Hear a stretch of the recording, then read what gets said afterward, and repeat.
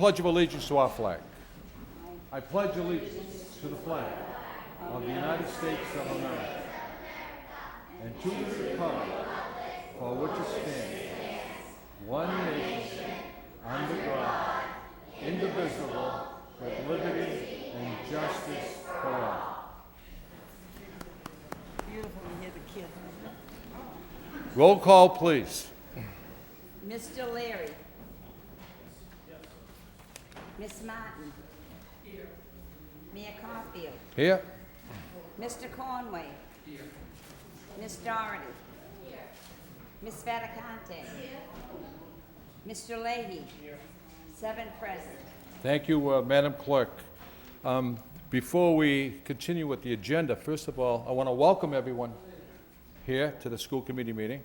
And I also want to applaud those youngsters who led us in the Pledge of Allegiance to the flag. You were strong and committed, and I want to applaud you for that. A great job. Thank you.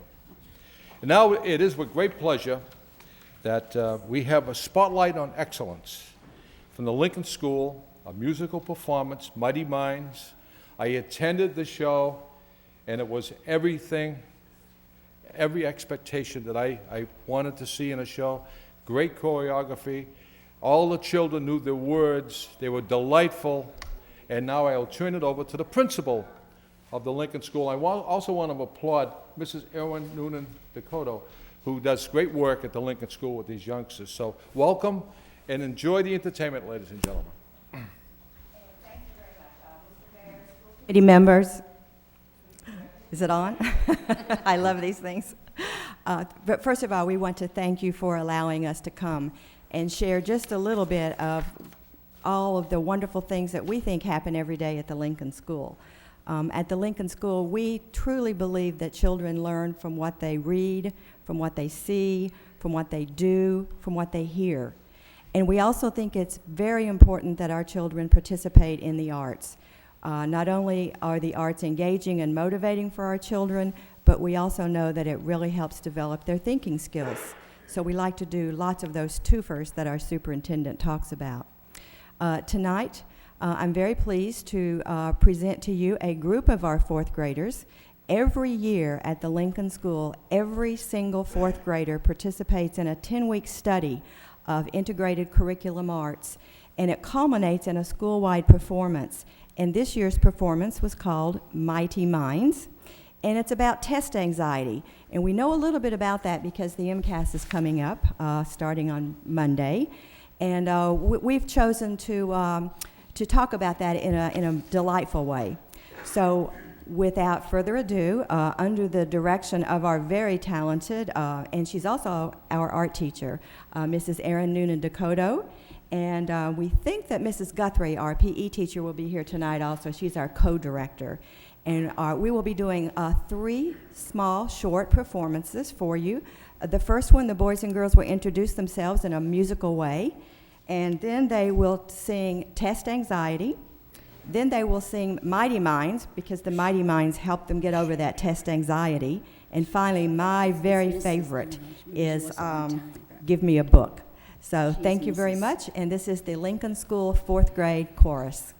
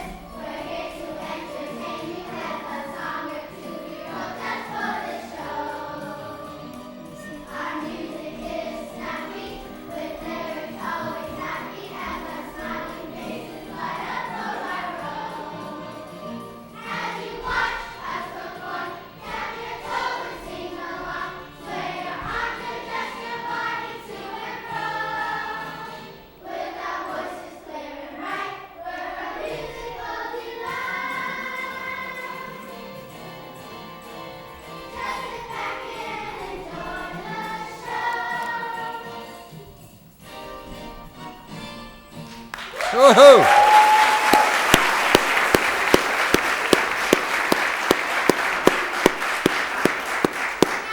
students, don't forget that next week we will be having standardized tests in all your favorite subjects. I repeat, all your favorite subjects. So bring a fresh number 2 pencil, get a good night's sleep, because we'll be testing and testing and testing for hours and hours and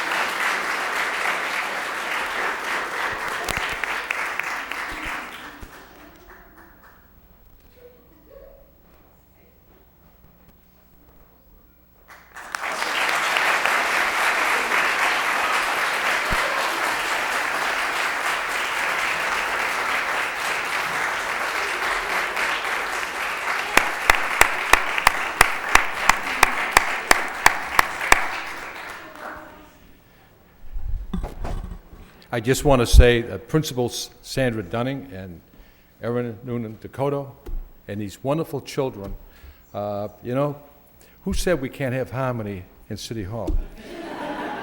And you brought it this evening, but you know what the mayor has for you? I have a little gift for you. And it's a little pewter thing of City Hall with the American flag, and I'll ask my colleagues to distribute these to you, and I wanted to make sure the principal and Erin also get these pins, okay?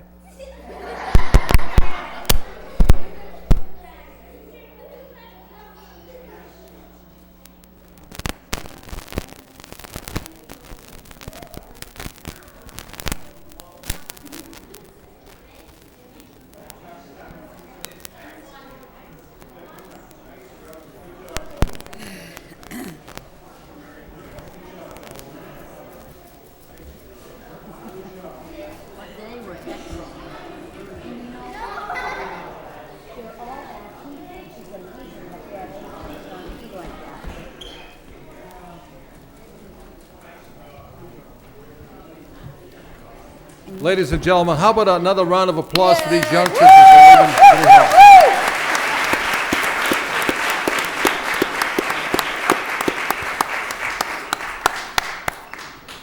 And I can see the passion and the commitment and the dedication in Erin Noonan Dakota and the principal. They put their heart and soul into this program. They do it every single year, and many schools in our district do the same thing. Erin, thank you so much. God bless you. Thank you. Your Honor, that was beautiful. I hope the state delegation was listening to the MCAS song about how much stress, so they can What's the low delegation have to do with it? change the rules for the MCAS, you know, change the MCAS. Too much stress on the children. Okay, let's move on with the agenda. It's quite a hearty agenda.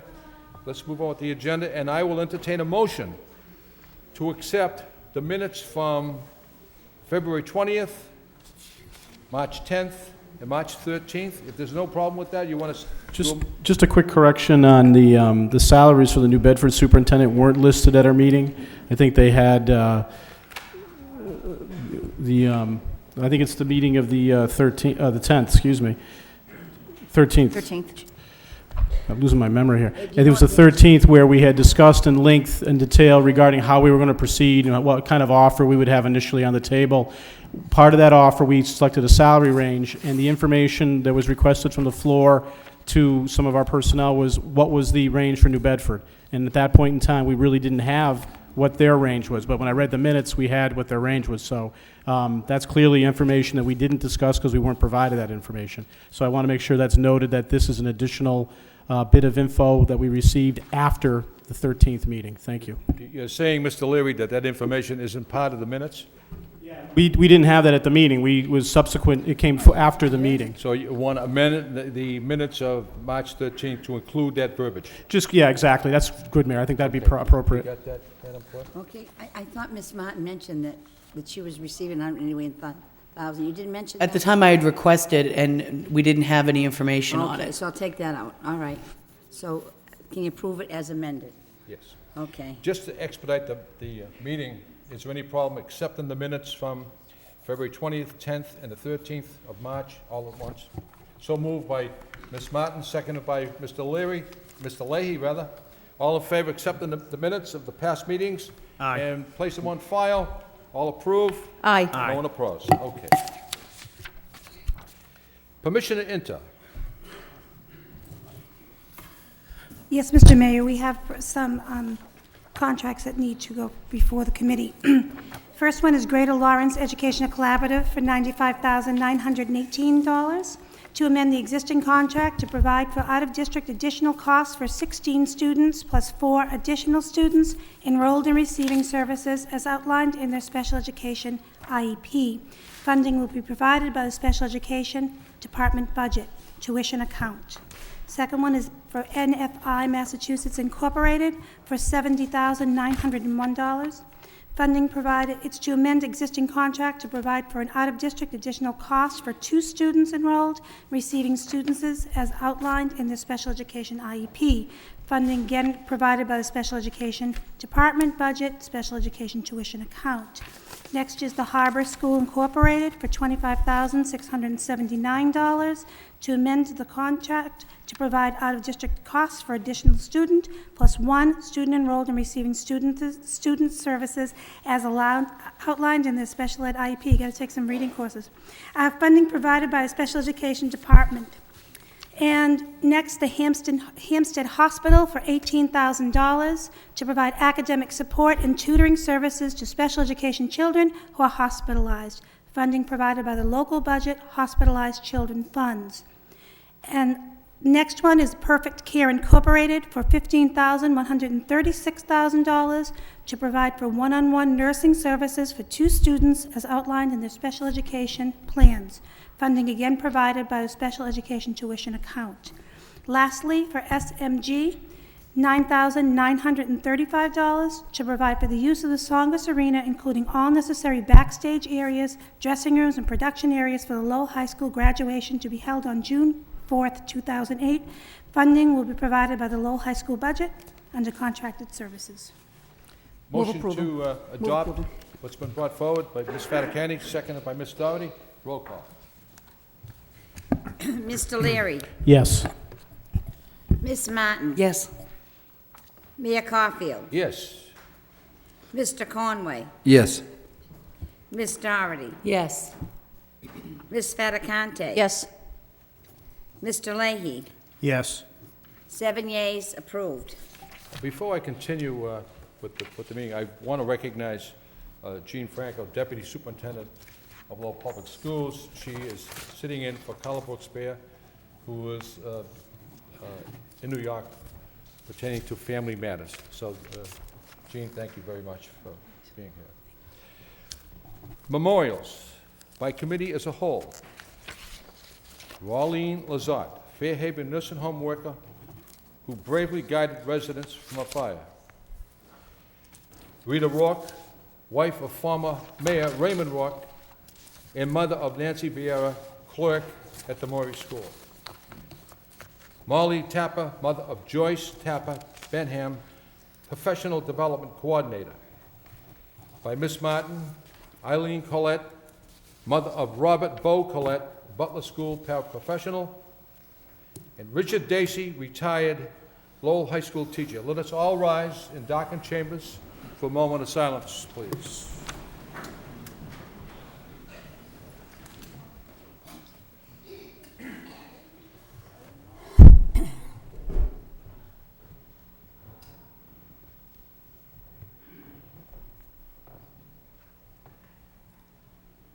Thank you.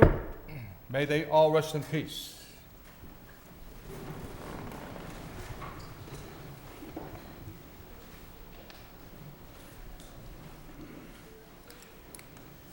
Any unfinished business? No unfinished business. Moving on with the agenda. We have public participation, and we have Victoria Falberg to speak on One Lowell. We have many speakers who would like to speak on One Lowell. Representatives from the Greater Lowell Interfaith Leadership Alliance. We have a representative from the Greater Lowell Interfaith Leadership Alliance. Maribel Avels, member of the Board of Directors of CBA. Celine Chalez, 2006 graduate, Lowell High School, to speak on One Lowell. And Anthony Suzu, how can I pronounce his name? Suzuki, representative from the Citywide Parents Council, to speak on One Lowell. Lauren MacArthur, representative from the Merrimack Valley Project, to speak on One Lowell. Please come to the microphone. Just give us your name, please, and address. Hi, my name's Victoria Falberg. I live at 25 Fairmount Street in Lowell, and I'm the director of One Lowell. One Lowell has been working for 4 years to help improve the attendance of truant students in Lowell's middle schools and the high school. We reach out to parents who have cultural and linguistic needs to help them with the academic needs of their children, and we've been successful. Our parent liaisons face many challenges in their work, Beyond helping families access the services they need to enhance their life that is entrenched in poverty, they also put their own physical safety at risk every time they go into an unknown home. They gladly take these risks because of their dedication and commitment to helping students get through school and out of the cycle of poverty that threatens to overwhelm so many of them. I met yesterday with Mr. Samaras and others at Lowell High School and the middle schools. I assured Mr. Samaras that I was more than happy to send him a report on our work, since we regularly do this anyway, to report to our funding sources. All that was needed was a request. I also assured the staff that we would help them with any information that was critical to their work and with students, with their work with students, and they also assured me that they would do the same thing. We are in the process of creating forms for this transfer of information. One Lowell is an organization of high integrity and proven success. We have an excellent reputation in the community. I request that this school committee votes against the motion to suspend our work in the high school. While One Lowell is not able to work with all of the students who need our help due to our limited resources, we do have a powerful impact on those students with whom we work. Our program does not cost the school department anything. Finally, I would like to submit a petition to the school committee that reads, "We, the undersigned, believe that the One Lowell truancy program should not be suspended from the high school. This program, which costs the school department nothing, specifically helps immigrant and refugee students to improve their attendance by working to improve the overall quality of life for their families. Please keep this important program in the high school." We have over 250 signatures here of people who live in Lowell that I would like to submit. Thank you.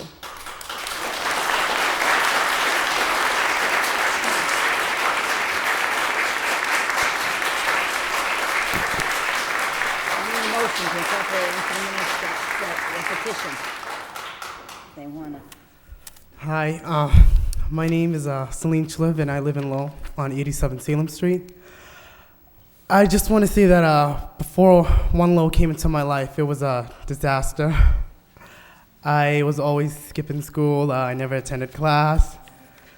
My attendance was very bad. And I finally got kicked out of school, and, well, I got a job, and I just thought maybe I'd get a full-time job and make money. One day buy a big house and live happy. But it didn't work, so finally I decided to go back, and One Lowell was there to help me. They motivated me in a lot of ways. They made me feel like I can accomplish anything. Whatever I wanted to do, they made me believe that I can do it. They were always there for me. They understand how I felt, like all the pressure that most students get when they're in school. They knew how I felt. Like, it's hard to tell my parents because they're not really there. They don't really understand how I'm feeling. So it was a good thing that they were there. They helped me out a lot. Me and my brother Anna, finally we graduated '06. And well, my life after now, I'm really happy. I'm in college now. I'm studying communication, and I'd say if it wasn't for them, I wouldn't be as happy as I am now. I'd say up to where I am now, I'm really living my life, and I'm really happy that One Lowell, they helped me. And I think they're doing a great job, and I believe that they should keep on doing what they're doing because they can help people who's less fortunate than I am. Thank you.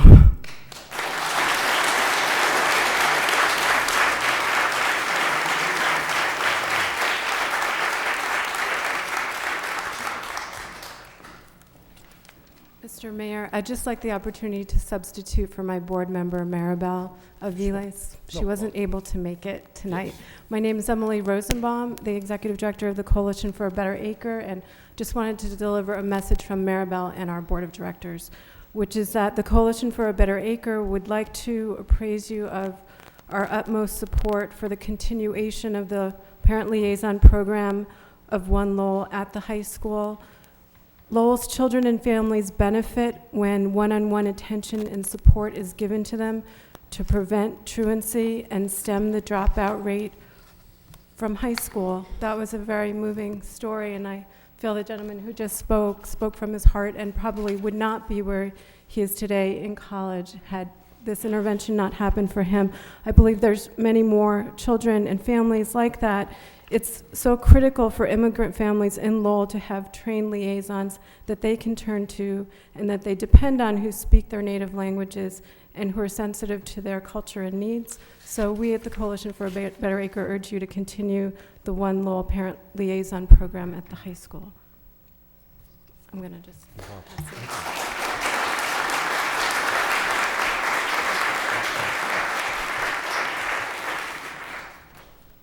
My name is Steve Perlswig, Mr. Mayor.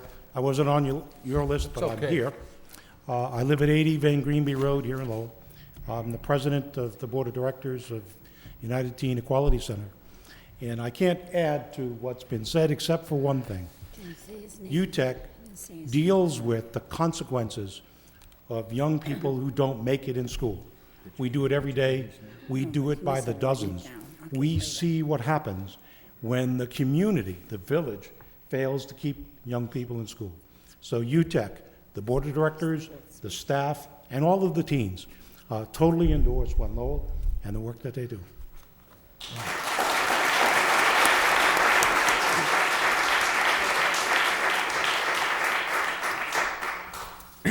I am on your list. My name is Anthony Sechel. I'm a citywide parent council member with 2 daughters in the Lowell schools, and I myself am a teacher, though not in the Lowell schools. A couple of weeks ago, I volunteered to help with a fourth grade class field trip to the Songus Industrial History Center in downtown Lowell. The day's activities highlighted the everyday lives and plights of mill workers, and especially the immigrant experience in Lowell. Indeed, the exhibits and hands-on activities celebrated the rich immigrant history and cultural diversity of Lowell, and the fourth graders from the Bailey School were enthusiastic participants throughout the day. The final event of the day was a role-playing activity simulating a town hall meeting set in the 1830s. The subject of the debate was whether or not children of Irish immigrants should be allowed to go to the public schools. 4 students were selected to play the role of the town leaders, and I should add that none of the role-playing identities represented the Irish immigrant community who had the most at stake in their decision. The rest of us, students, teachers, and the chaperones, took our seats in the audience. Each chair had a card indicating our roles for the debate and discussion. My card stated that I was a prominent shopkeeper in Lowell who disliked the, quote, noisy and troublesome Irish children, and that I didn't support the school. Instead, I wanted more money spent on constables, perhaps to control the children. As the meeting was called to order, the kids were initially a bit tentative and embarrassed by the role-playing, as they often are, but they increasingly got into it.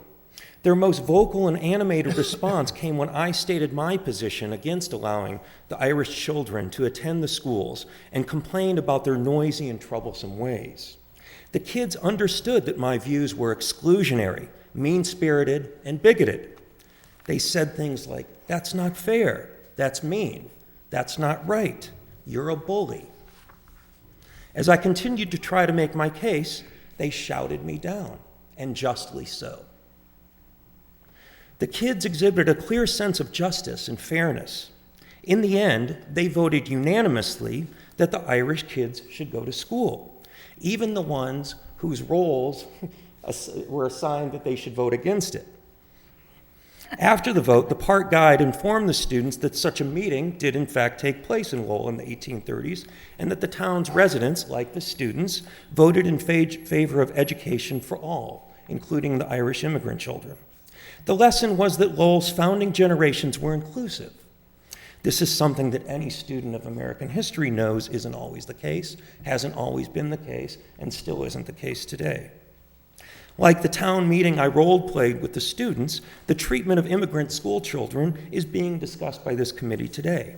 And also, like the role-playing activity, there's no immigrant representation on this committee.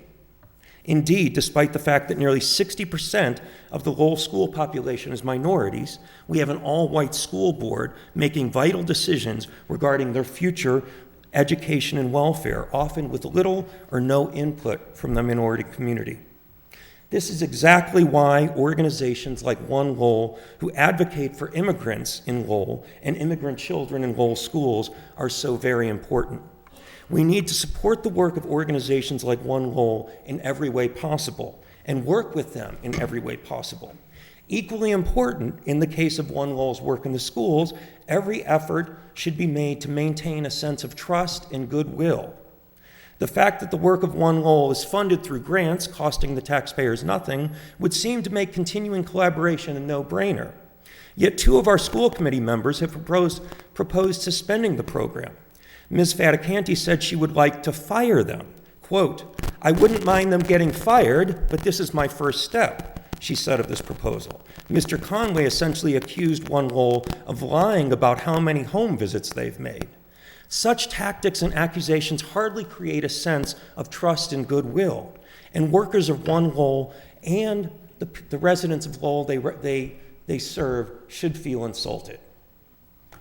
In short, Mr. Conway and Ms. Faticanti don't believe the work is being done, or perhaps they don't believe the work is worth doing.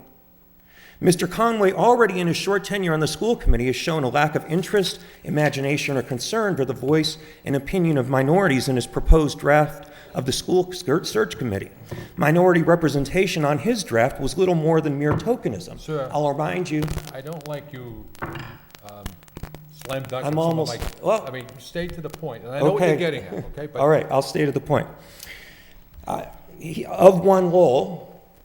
This is what he said of One Lowell. He said, quote, "I know at the end of the day the purpose is to help kids and help minorities, but the fact is if we're not getting any documentation, it's not going to be very helpful to the people that need to get this information." Think about that statement. Whose needs are to be met by the work of One Lowell? What's important here? Is it the need for more documentation in the hands of school administrators, or is it the need for having a truant, at-risk child in the classroom rather than on the streets? As one Lowell middle school principal put it in the Lowell Sun, quote, "We don't need written reports, we need the child's attendance to improve." If they're involved in intervention on behalf of the students with their family and that ends up in the student attending school more regularly, we're quite pleased with that. We don't need much more of a report than that. I guess I will conclude then by reminding you that the Lowell residents in the 1830s did the right thing by voting in favor of allowing the children of Irish immigrants to attend school, and that the 4th graders of Bailey did the right thing when they shouted me down with statements like, "That's not fair, that's not right, and you're a bully." I ask the other Lowell School Committee members that as you ponder the fate of One Lowell's work in the Lowell schools, you keep in mind the clear-headedness exhibited by both this earlier generation and by today's students. Do the right thing, support One Lowell's valuable efforts in the Lowell schools, and don't allow yourself to be bullied. Thank you.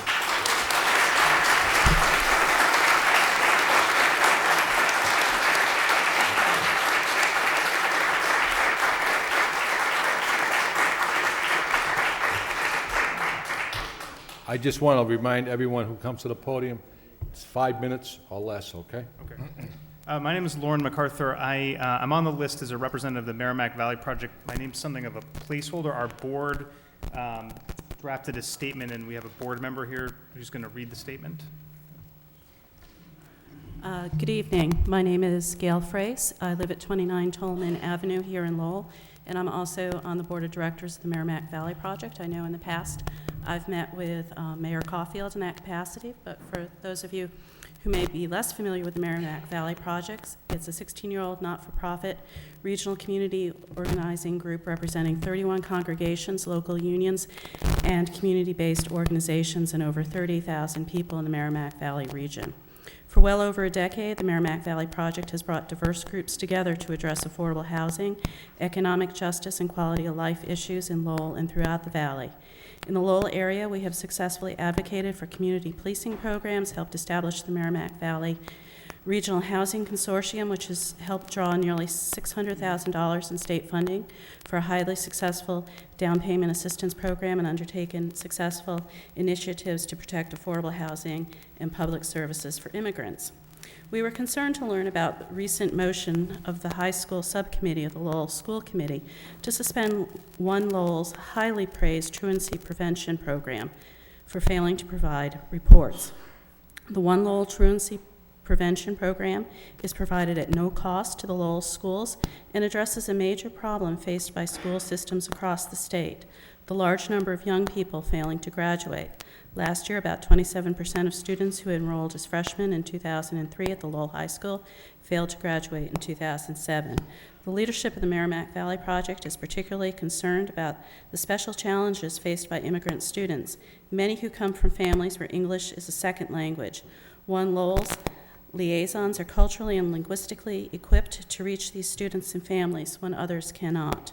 We believe that the One Lowell Truancy program should not be suspended from the high school. The Merrimack Valley Project hopes that the school committee will work with One Lowell to establish a reasonable plan for reporting that will enable One Lowell to continue to focus its energies and efforts on working with children and families served by the program. We respectfully ask that the motion to suspend the program at the high school be turned down. And just as a side note, I think most of us here this evening really appreciated and enjoyed the performance by the children from the Lincoln School.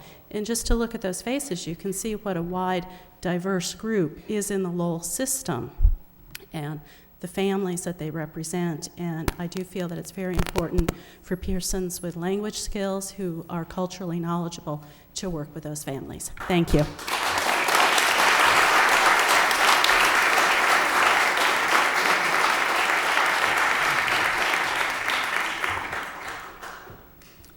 Hello, your Mayor. Mr. Mayor, I'm Stephen Fisher, President of the Greater Lowell Interfaith Leadership Alliance. And Beverly Knox is here from our group to read our statement, which she should already have. Thank you. Hi, my name is Beverly Knox. I live at 398 East Merrimack Street in Lowell, and I'd like to read the statement.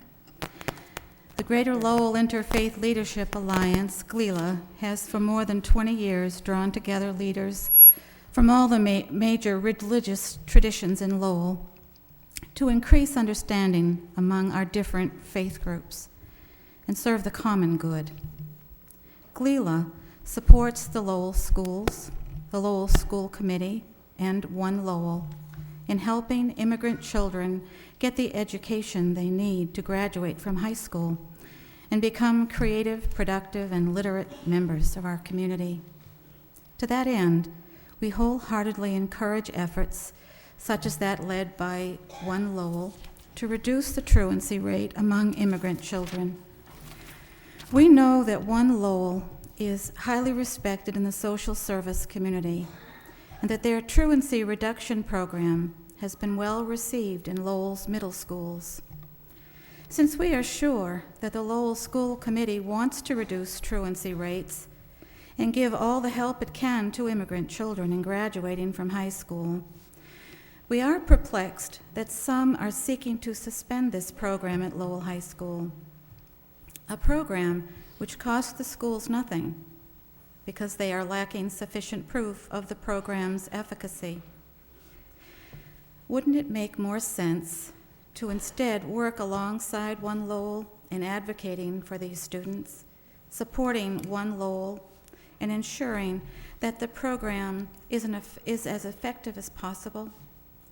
GLELA hopes that the school committee will iron out any differences it has with One Lowell in the best interest of the children and families involved while maintaining the truancy reduction program without interruption.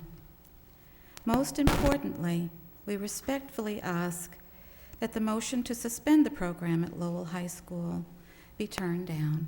Thank you.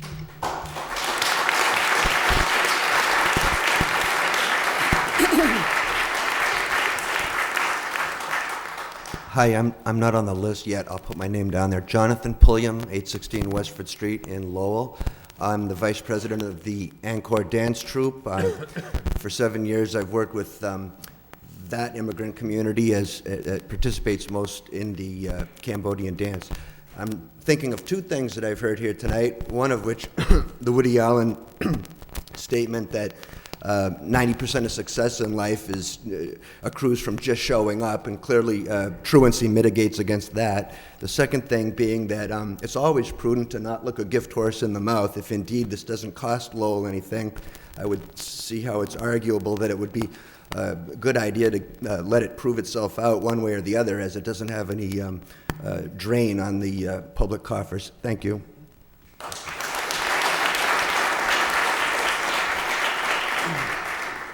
I'm on this list. Frank Thomas. Live in 181 Market Street in Lowell, one of the recent blow-ins the last 4 years. And I'm an educational consultant. And when I read this story, I've been hearing all these stories, and I'm touched by the inclusiveness of some of the people's appeal for this idea. But what struck me was, as an educator, I have participated in and seen teachers put together lots of written reports and materials that end up on a shelf and have nothing to do with the results of what happens in the classroom or in the school. And as I read about One Lowell, I thought of the good work that these people are doing. If one person goes to school during the year who wouldn't have gone to school, and it costs nothing to have people get that one child in school, that's money in the bank for the community, for that kid, for that family. And I'm just saying that the results of One Lowell are obviously positive. Kids are attending school, and why look a gift horse in the mouth, as a gentleman before me just said?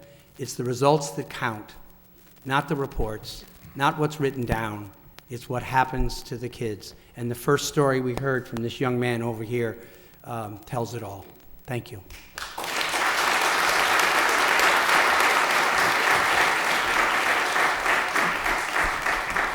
Thank you very much for your participation.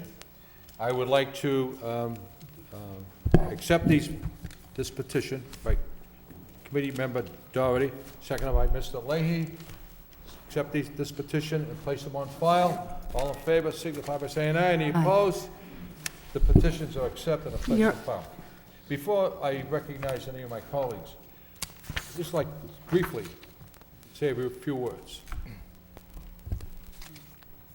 In the democracy that we live in, everyone is entitled to put their name on the ballot and run for the city council, the school committee, many state and federal positions. Everyone's entitled to do that. And many people do. And the voters have chosen I and my colleagues here to represent the children of the school system. That's the democracy we live in. My colleagues on the school committee put in numerous hours, not at a meeting, but at subcommittee meetings. They work tirelessly for the children in the city, all the children in the city. I just want to make that perfectly clear. No one is here against any child. Nobody, including myself and my colleagues that are in front of me. They work tirelessly for every child, every single child. And I know they're at the Lincoln School, the McAuliffe School, the Pine School, numerous schools constantly. I know John Leahy's there all the time. We're all out there trying to improve a school system. So what's before us tonight? I don't like to hear, well, they're against children. That's not true. That is not true. With that said, I'll recognize Ms. Doherty. Thank you, Your Honor. I just would like to ask that we could hear from, the superintendent has a report on One Lowell that's later in the agenda, and I wanted to ask permission to move that up so that we could get an update from the school department. Motion to move it up on the agenda, Your Honor, as well as the report from the Lowell High School Subcommittee. Suspension of the rule. Suspension of the rules? Sorry. Suspension of the rule by Ms. Fattacani, seconded by Mr. Leary, to move the One Lowell report up on the agenda. Yes, Your Honor. So moved. Any opposed? Suspension is in order. Yes, you're in receipt of a report about the One Lowell referral and reporting process. And the report entails information of the reporting process and the history in the past. Also, it also states that the superintendent of schools, Carla Bear, asked for Assistant Superintendent of Student Support Services, Ann Murphy, to hold a meeting as soon as possible with the One Lowell staff as well as administration from the middle school and the high school. Ms. Murphy had that meeting with One Lowell yesterday, and I would like for her to provide an oral report to you of what occurred at that meeting yesterday, if she could. Thank you. As Ms. Franco said, Dr. Bear had asked me if I could help resolve some of the issues that were outstanding regarding the school system in One Lowell.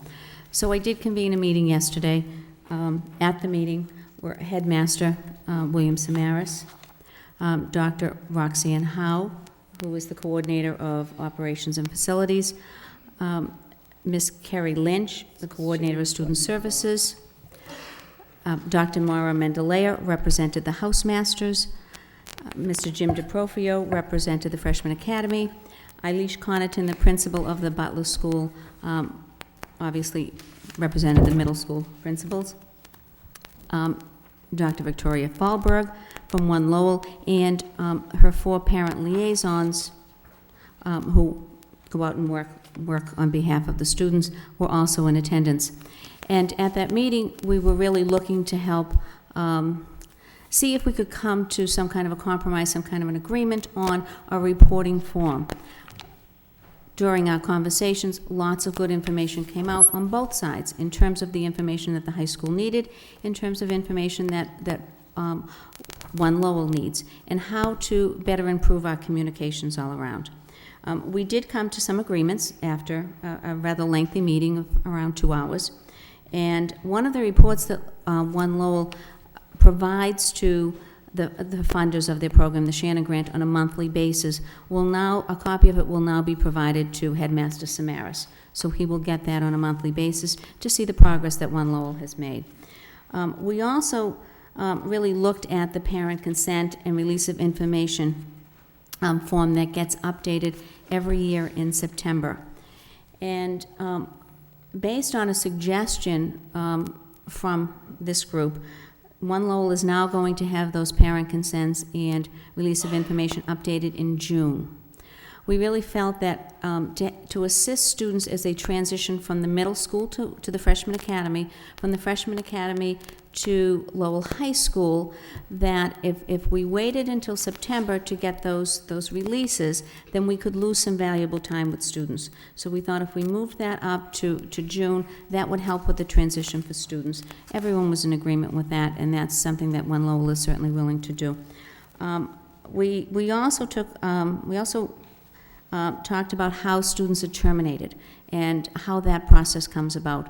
And when students move out of Lowell, when there are occasions when families are really unwilling to work with One Lowell, when One Lowell has been working with students over an extended period of at least 3 months and really exhaustive efforts, and they're really not making any progress with the student. If a determination is made that the services are going to be terminated for that student to allow another student to receive the services, then they provide a letter, and that letter goes to the school, the person who made the referral, so it can be put in the student's file. So we clarified that procedure as well. And then our 4th task was really to take a look at designing a reporting form on individual cases that could provide information both ways and improve communication.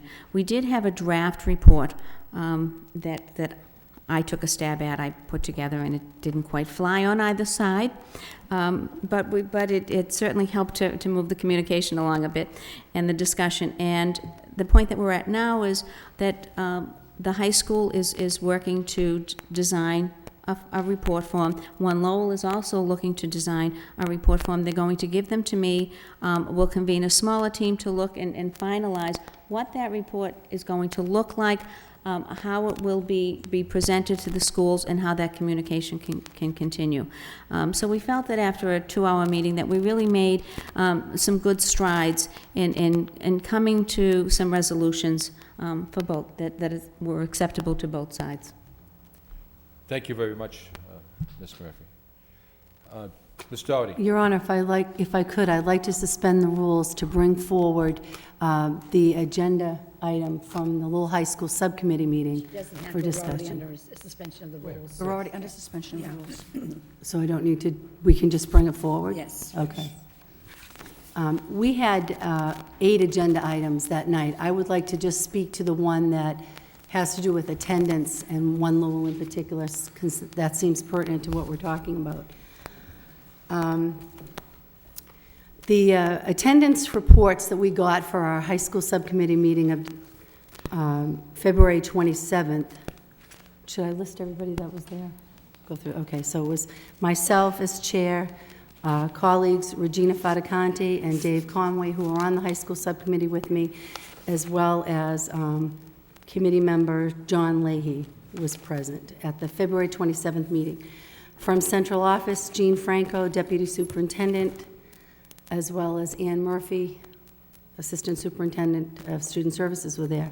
From the high school, we had Mr. Samaras, the headmaster, Dr. Wendy Jack, the curriculum director, Kerry Lynch, high school student support services coordinator, Dr. Roxanne Howe, discipline and operations, Jim DePofio, freshman academy director, Rob DeLosa, C-House administrative intern, Jill McNamara, D-House administrative intern.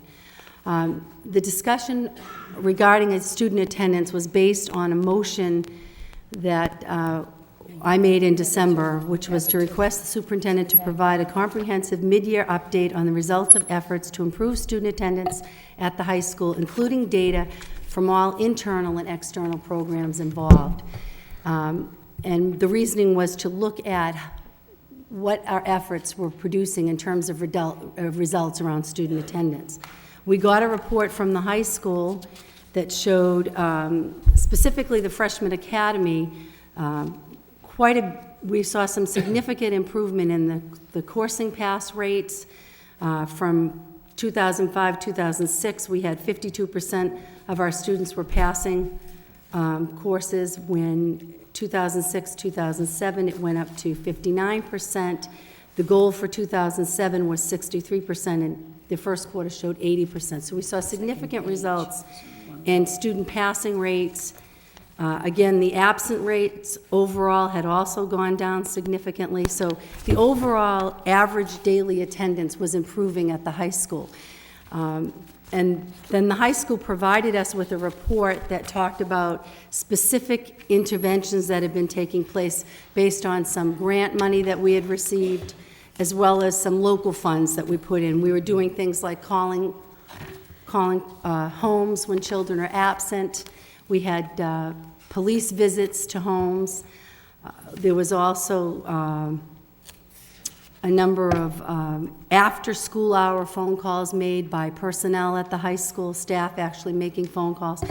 And so the report also included a number of other programs. I'm talking about the high school report now, where they were able to give us specific interventions, number of interventions. For instance, 1,114 phone calls were made during the beginning of the school year, from September, or when they started making the calls, up until the date that the report ended. The report, however, did not track how student attendance improved of those students who were intervened with. We saw overall improvement, but we didn't see actual tracking from specific students where the interventions were being made. We also received a report from One Lowell that came through central office. It wasn't in the high school packet that we got, that looked at One Lowell's efforts in terms of student intervention. And that gave us some data in terms of the number of students that were contacted, that were visited, and what kind of improvement they saw. For instance, when they looked at 2005, 2006, they saw 62% improve their attendance. Of the students that were contacted, they followed those students through the course of the year, and 62% improved their attendance. And then for the 2006-2007 year, it was 61% improved their attendance. And the 2007 to present, they were looking at a 78% improvement rate. So these were some of the statistics we talked about, but then as the discussion got further in, that was where there was some concern expressed by my colleagues regarding the actual narrative data that the high school felt they needed to receive. And that was where the discussion moved to a motion, if I remember correctly, I believe it was a motion by Ms. Fatacanti to suspend operations at One Lowell until they got at that time, the discussion was weekly narrative reports on each student. The motion was seconded by Mr.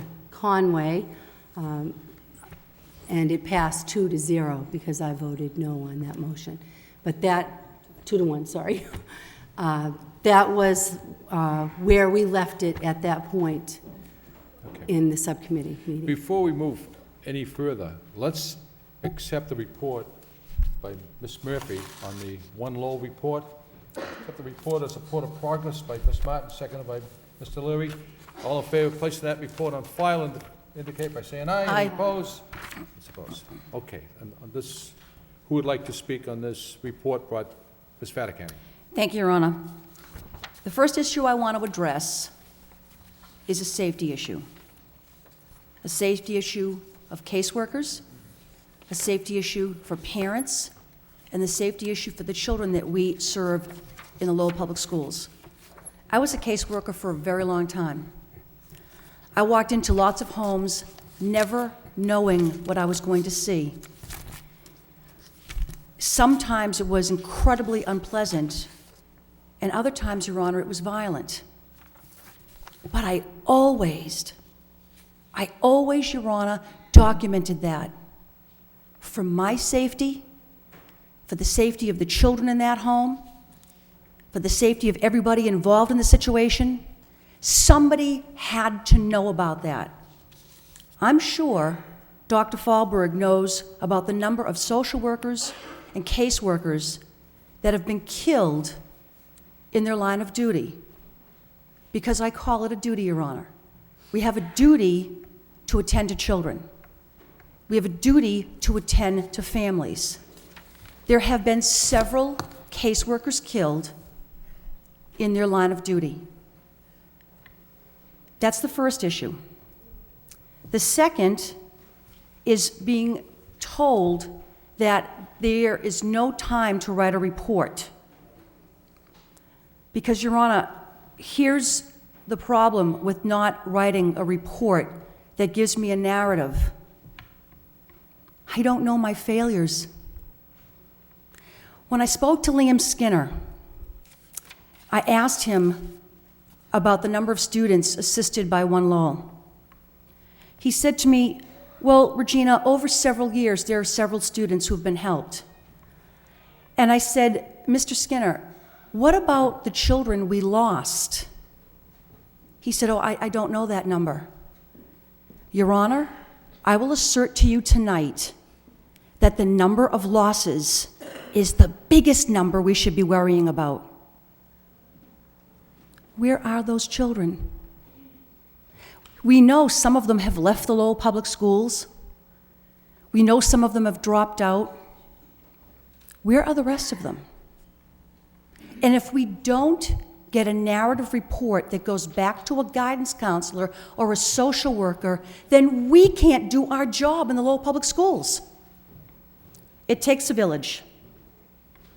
And shame on the village, and shame on the agency, and shame on the school system and its administrators that don't think that having a narrative report that tracks what happens to a youngster is important. Because it is extremely important. Guidance counselors don't know what to do for young people.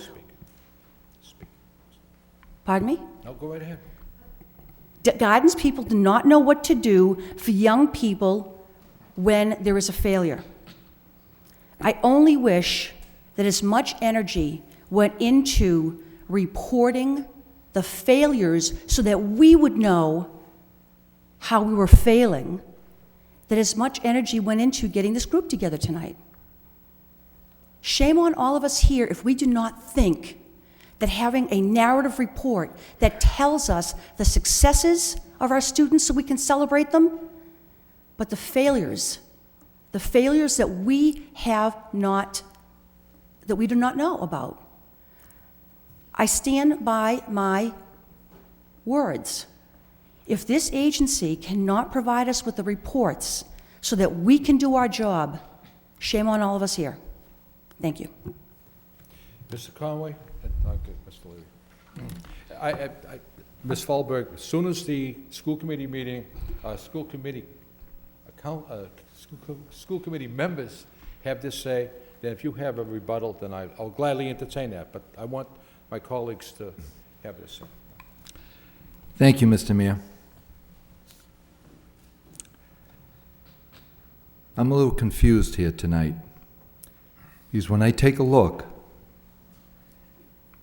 at an organization that doesn't feel that accountability is important, I get confused. I've been in the school system for a number of years. Everyone sitting here in the school system is accountable. We ask our superintendent, we ask our central administration, we ask our principals, we ask our teachers, we ask our custodians, we ask everyone in the school system to be accountable, to find out what is going on. Back 3 years ago, at a housemaster meeting, when I was a housemaster at the high school, one Lowell came to visit because we asked them to come to visit. We had concerns. And our concern was we weren't getting information. We were not getting a report. We knew that they might be working with a particular student, but we didn't have any information. When we take a look at a student's file, sometimes they can be 1 inch or 2 inches thick with information. We use that information to help that student. We had a program that was run out of Middlesex Community College. It was called Student Connections. And they helped minority students, and we appreciated it. And we celebrated their successes. They came in, and they would give us a report on a weekly basis. They felt it was important so that that information would get into the correct hands, whether it was the housemaster, a guidance counselor, whether it was a police officer, somebody that was needed to help that particular student. It was very well documented. When one Lowell came in and met at the high school, all we asked for was some type of documented information that could help us and assist us in guiding our approach to a student to help them. It was as simple as that. I thought it was a simple request. This school committee, each one of these school committee over the years have asked us for reports, and I know that they wouldn't be satisfied with giving a number. If anybody on this school committee said, as a housemaster, how many telephone calls did you make? And if I said 50 in the course of a day and gave them that number, I dare say no school committee person would accept that report. Why would we accept it from anyone else? Why would we accept less? I think each and every one of us, when you talk about taking credit, Mr. Mayor, when we're trying to solve a problem with a student, and believe me, I have seen many problems over the 37 years as a teacher and administrator, and it doesn't take just one person.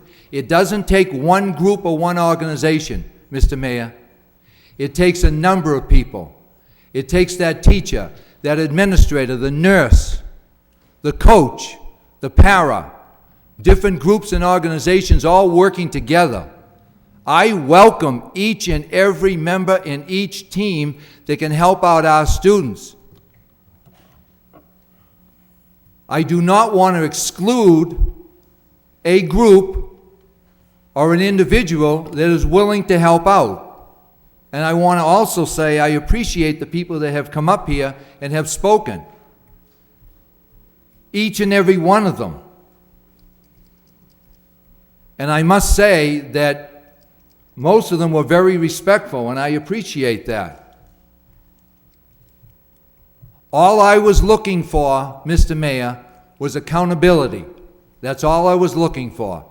Because as a housemaster, we used to talk week after week, and we were frustrated not getting the information that could help out a student. And it's my understanding that the superintendent has asked the Assistant Superintendent Murphy to sit down with a group of people. And I'll tell you, Mr. Mayor, I think that was a great step.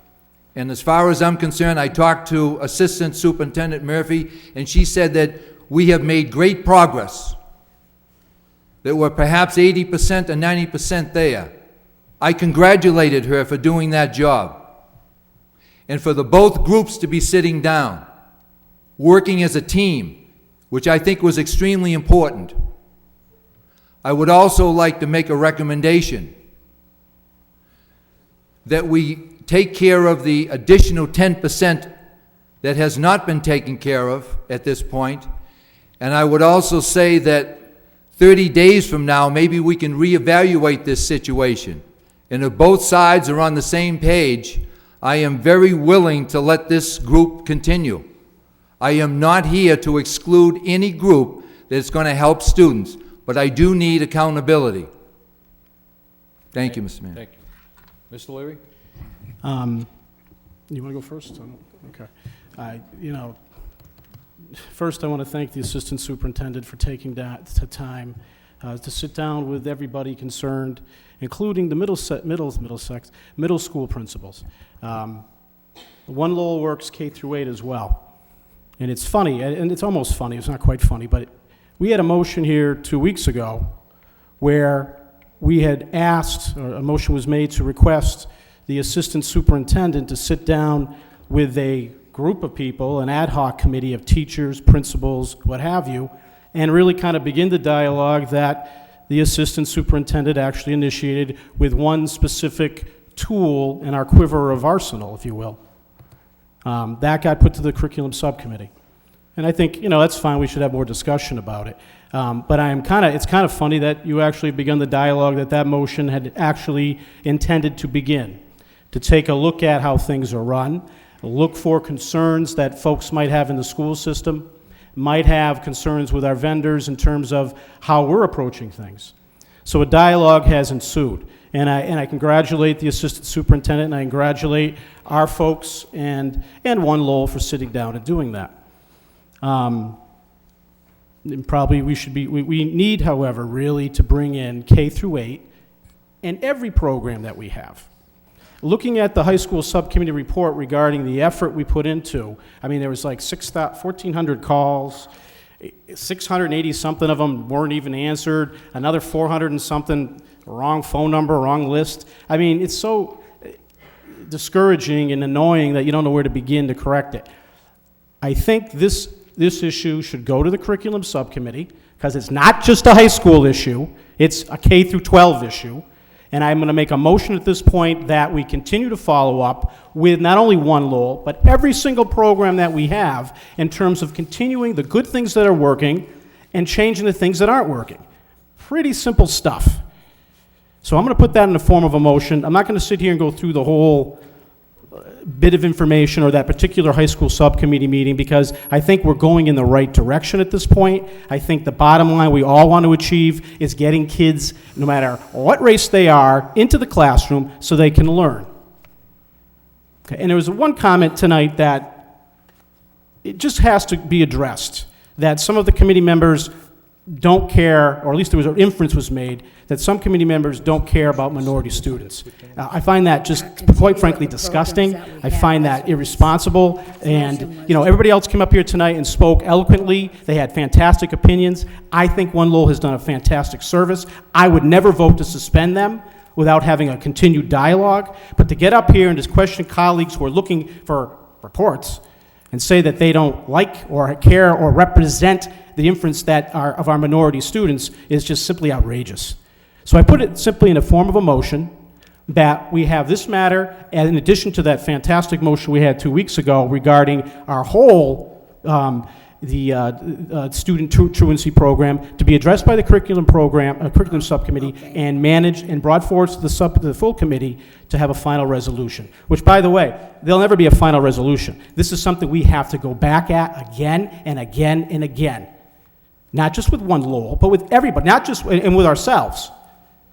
So I put that in the form of a motion. Motion fails, lack of a second. Second by Ms. Martin. Okay. Do you want a roll call or not? Mr. Leary, let's bring up your motion before we accept this report. Go through the report, then we'll bring up your motion after the report. Okay. Ms. Martin. Thank you very much. I'd like to, two basic things I'd like to put forth right now, and I've had these discussions conversationally with, I think, most of my colleagues, but just in terms of full disclosure, I want to be clear. One Lowell is an organization that when I first took the position that I currently hold at Community Teamwork, as Associate Executive Director for Community Resources, One Lowell was one of the programs in my division. At the point I had come on board, they had already begun the process of establishing themselves as an independent 501c3. They have since been successful in making that transition, so they are an independent entity at this point, but I do just want to be clear about the history I have with the program. The second point I'd like to make is that I am extremely I'm pleased to see that there has been some forward movement on this. I think, and I know, again, from I guess, somewhat unique perspective, the extraordinary work that One Lowell does. I know the individuals who do this work all day, every day. I know their commitment. And I know exactly what kind of impact they've had on students and on families, and really overall on our community as a whole. It is an extremely valuable program that does extraordinary work that the Lowell Public Schools is not equipped or funded or in any way able to do. This is the kind of service where a community agency has seen a need, has developed a program uniquely suited to address that need, and does so most successfully in partnership with the Lowell Public Schools. And I think that it is in all of our best interest, certainly us sitting in this room, but far more importantly, across our city, to ensure that this partnership is supported and able to move forward. I think that the requests that are made for additional information are legitimate. My sense from our earlier speaker, Dr. Fahlberg, is that that is something that can be accommodated. I know that, again, historically, having seen the types of reports that federal funding sources require, you can imagine they're intensive, and there's a great deal of information that my sense is One Lowell will be more than willing and happy to share. I think that one of the most important things is that, certainly being able to see, where we may be failing, absolutely important. I think seeing where there can be successes is also equally important. And I think that type of information is what gives us the ability to replicate programs like this. When we see these kinds of extraordinary successes, it is the accountability measures and the reporting measures that allow us to recognize that accomplishment. So I think that the initial meetings that have begun between the high school and facilitated by Assistant Superintendent Murphy are one of the best signs I've heard of in quite some time regarding this issue. And I'm extremely pleased that the principals on both sides have shown the willingness and the commitment to children to be able to move this forward. I think that is equally felt from the school committee, and I think that the concerns that have been raised in terms of accountability measures, we're all familiar with, and I think my sense is, and I don't want to put words in anybody's mouth, but my sense is that this is something that is going to be able to, we're going to be able to find a solution and a resolution that allows this very critically important program to so many children to be able to continue. So I'm looking forward to seeing this resolution, if it's coming to the, whichever subcommittee will be continuing to work on this. And I'd like to applaud everyone who would come down this evening. I know that it's no easy task to stand up and share your thoughts in this kind of a venue, but I think more than anything, the kind of impassioned and committed voices that we heard tonight speak volumes about how this program really has had a huge impact, and I, for one, am very thankful for it. Thank you. Ms. Martin. Mr. Leahy. Thank you. I really don't have much more to add. I mean, I think everybody presented their views very well tonight. Obviously, we all support this. If it can save one child, it's done a lot for the year. So I don't think it's outrageous to ask for credibility, accountability, and so I just hope it gets resolved, and thank you to Ann Murphy for working on this, and thank you for everybody to come down tonight. Thank you. Okay, thank you, Joe. Ms. Doherty. Thank you, Your Honor. I'd like to speak to my perspective in all this, because as chair of the high school subcommittee, I really didn't speak that much on the matter. I just tried to facilitate the meeting, and I do have very strong feelings about the issue. First off, my initial motion in December was about accountability, as my colleague mentions. We've got, I think, about $50,000 of the local budget at the high school around attendance issues. The other money is Shannon grant money and other grants. But my whole impetus was to look at what are the programs providing in terms of really improving attendance. And I have to say that when I finally got the report from the high school, which was 6 o'clock the evening before our meeting, which was 2 weeks postponed because of weather, I was not thrilled with the accountability factor in the high school report. It gave us a great deal of information in terms of number of calls, home, the Connect Ed factor, but in terms of actual being able to tie the interventions with student improvement in attendance, I didn't see that, and the high school is aware of my concern about this. This isn't new. When I looked at the One Lowell report, I did see that tracking. So I feel that as we go forward, this communication is a two-way street, that the high school could maybe learn about some accountability measures from the One Lowell approach, and One Lowell could, working with the staff that's been put together under Assistant Superintendent Ann Murphy, come up with a form that's going to provide the individual reports on students that the high school can benefit from.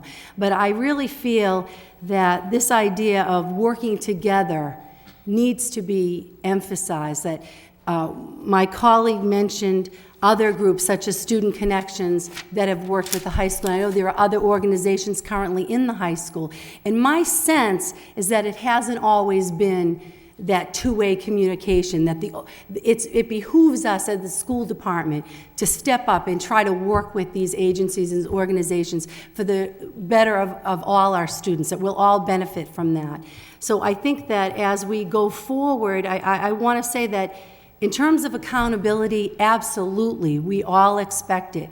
And I think in terms of the reports we're getting, the data we're getting from the high school, as my colleague mentioned early, or just the number 50 wouldn't do it. It's not doing it now in the reports we're getting about these attendance operations at the high school. I'm looking for more specific tie-in. And I think both the high school and these outside agencies working to better communicate and working together for the betterment of our students is really where we need to go as a whole community. Ms. Doherty, I just have a question for you. You indicated that you had the report from One Lowell on every facet of their work.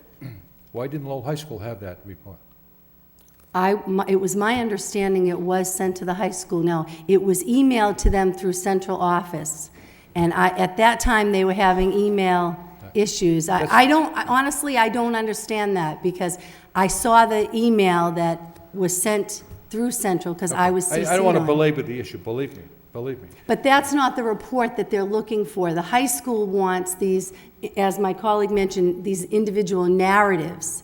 And I think, as Ms. Murphy mentioned, they're working on how to do that. One of the specific things about student connections that was brought up earlier that I feel inclined to address, because I've been working on the high school subcommittee for 4 years since I got on the school committee. Along with other people. Right. Student connections was the money, there was much more money for student connections. Their caseworkers were college-educated caseworkers. One Lowell's outreach workers are not, they don't have the same monetary rewards, they don't have the same, college-educated staff going out, that it's not as easy to do the reports. That said, we definitely need reports, but I think we need to come up with something that works for both groups. Mr. Conway, and then I'll have Ms. Falberg. Yes, just very quickly, I think that we have to separate when we're talking about reports. I think the high school did receive reports as far as the numbers are concerned, but I think what we're talking about is the disposition of the visits. That's the issue that I'm concerned with. Not just the numbers, but what is actually happening when they go out there to visit. I think, again, it's no sense in paraphrasing this over and over, but I think that type of information obviously is needed to help out, to guide the direction of an individual that's working with them. Now, just one other thing, Mr. Mayor. Could we, is there a way that in 30 days we could, does Assistant Superintendent Murphy feel that within 30 days the other 10% or 20% can be ironed out? Absolutely. Thank you. I'll have Ms. Falberg come to the podium, and we'll get to business. Ms. Falberg, I just have one question for you. Sure. This is a federal grant, a Shannon grant. That's the conduit for this grant is through the police department. I do know that you give the police department a monthly report. Yes. On that grant, because the federal government demands it. And is that the same report that you give the police department? Is that the same report that the subcommittee is looking for at the Lowell High School? Well, let me explain. We have actually a lot of different funding sources for this program. So the Shannon Grant is only one. But for every funding source we have, I do reporting on it, all right? So we have multiple reports that, depending on what the high school's need is, that are already available that we can give to them. And so it was just really a question of asking me for them, all right? So, and I'm more than happy to share those. So, those reports are already available. And I did get a call from the central administration before this meeting, and they wanted a report, and so I emailed it to central administration, and that's the one that the high school subcommittee ended up with. And I am, like I said, I'm happy to email that to whoever wants it. We do really good work, and I'm actually very proud of my reports, and I would love to have everybody reading them. No, seriously, I mean, we do good work, and we have nothing to be ashamed of. But the interesting thing is, when we met in this small meeting yesterday, it was clear that Mr. Samaras wanted that kind of report. But there were some of the people on the staff that needed some kinds of other information that was different from that. And so that's the piece that we're still sort of working on, because we want to be sure that we get them what they need. And, the good thing about the conversation is that there's some more information that would help us as well. And so it was it was a transfer of information. I should also say that we did set up a process at the high school. I have a person there that I've been working with that whenever, if there's some concerns, we talk to each other. And the morning of that meeting, we actually talked to each other. She's like, "Victoria, is everything going okay?" I'm like, "From my end, yes." I said, "Everything on your end okay?" "Yes." So I was so surprised when all of this happened, because I wasn't aware that there was this concern. But it doesn't matter. If there's a concern, we can take care of it. These are not insurmountable problems at all. One thing I did want to address was Ms. Vanacani's asking about our narrative reports. And I think it's really important to establish that One Lowell keeps excellent records, including narrative reports of individual visits that we do to the homes when somebody's there. I mean, we make lots of visits to these homes when nobody's even there at all. And so we keep a log of every visit, but we don't we don't make a narrative report if nobody's at home, all right? But the real concern that we have is what is the information that the high school needs? They don't need tons and tons of paperwork. They have some very specific things they need. And so that's what we're going to work out. That's what we're in the process of doing. I did want to say that in terms of accountability, I believe in it more than anybody. I mean, you know, it's really important. In the world that I'm from, in the nonprofit world, you only can get money from funders if you have really good records and you do good accountability. So one of the ways that One Lowell, which 6 years ago didn't even exist, and we have been able to work our way up, we had the help of community teamwork for years, and now we're on our own. Why? Because we're a good organization, we have excellent accountability, we write excellent reports, and we do what we need to do. I think that it's a matter of people, you know, just talking and not knowing what the needs are. You know, I did want to mention that Student Connections had 1.5 million. We have 219,000 this year for this program. I would love it if we had that much money. Not only would I give every kind of narrative that you ever wanted, but we would be able to serve like hundreds of more kids. And you know, honestly, that is what my biggest concern is. So that's, you know, that's really all I have to say. We're not here, we're here because we care about kids. And that's really all. You know what? So aren't we here for the same thing. Right, but I mean, that was never I never questioned that. I never questioned whether or not the school committee cared about kids. I just want to make sure that people understand that's what we care about. Okay, you're very confident that we can work together with the central administration and the school committee and so forth. And there's only one person, one important person at the high school that should receive those reports. That's Mr. Samaras, nobody else. All those reports should be there, because he has to answer to the various subcommittees that go there. So it's very important that Mr. Samaras is on the same page as everyone else. Very important. Yes, that's fine with me, Mayor Caulfield. He, you know, I just was never asked. Okay, thank you. Ms. Faticani, may I ask, there's a motion here. Would you like to rescind the motion and remove it, and so we can move forward in a positive way? Certainly, Your Honor, as long as the curriculum subcommittee is going to take this up and refer it back to the full school committee in 30 days, because I don't understand the difficulty of creating a narrative. I would imagine, according to Dr. Fahlberg, that there are narratives for 875 home visits. Then I don't understand why we don't have them. As a caseworker, I left the house, I went to the car, I wrote a note in the folder as to what I had experienced, and then typed it up. So I don't understand why there is a difficulty with that. Again, it is making sure the kids don't fall through the cracks. If we know our successes, that's wonderful. But the most important number here is knowing our failures. And that is the number that needs to get reported to guidance counselors and social workers and Mr. Samaras. And when I ask a principal about the number of kids that fell through the cracks and he doesn't know, that is a problem. So yes, I will withdraw my motion from the subcommittee. Seconded by Mr. Conway. All in favor of the motion being withdrawn, signify by saying aye. Aye. Motion has been withdrawn, and I applaud you for doing that. I really do. And I believe, why don't we accept this report that's been presented to us? As a Do we have report? it as amended because she withdrew her? I'll accept the report as amended, Your Honor. Yes, accept the report as amended, the report of progress, seconded by Mr. Conway. All in favor? Aye. Accepting the report, placed on file, signify by saying aye. Any opposed? The report has been accepted and placed on file. Mr. Leary has a motion.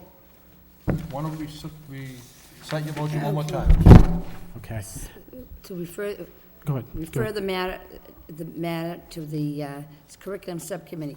Now, do you want me to add report back in 30 days to the full committee? Yeah, that's fine. I mean, I Okay, she think didn't- Ms. Martin said we can do that, so we can do that. I believe that motion was seconded by Mr. Leahy. No, by Ms. Martin. Oh, I'm sorry, by Ms. Martin. That was like a half an hour ago. Ms. Martin, Wait, why don't we take a roll call vote on that so we get everything out of the way? Mr. Leary? Yes. Ms. Martin? Yes. Mayor Caulfield? Yes. Mr. Conway? Yes. Ms. Doherty? Yes. Ms. Please Fattacante? don't leave. Ms. Fattacante? Yes, but I can barely hear, Your Honor, with everybody leaving the chambers. Mr. Leahy? Yes. 7 yeas, approved. Before, How about a 5-minute recess so that our business is not interrupted while people exit? I just want to make a comment, Ms. Fattacani. First of all, I want to thank everyone for your attendance and those who came to the microphone. But let me just say one thing. We created a dialogue, we created a discussion, and we're going to roll up our sleeves and work for the betterment of the children in the Lowell Public Schools. And that's our cause. Your cause, our cause, and we're going to make that happen. So thank you for being here. As I said many, many times, everything comes out in the wash. Okay, thank you. 5-minute recess by Ms. Fattacani.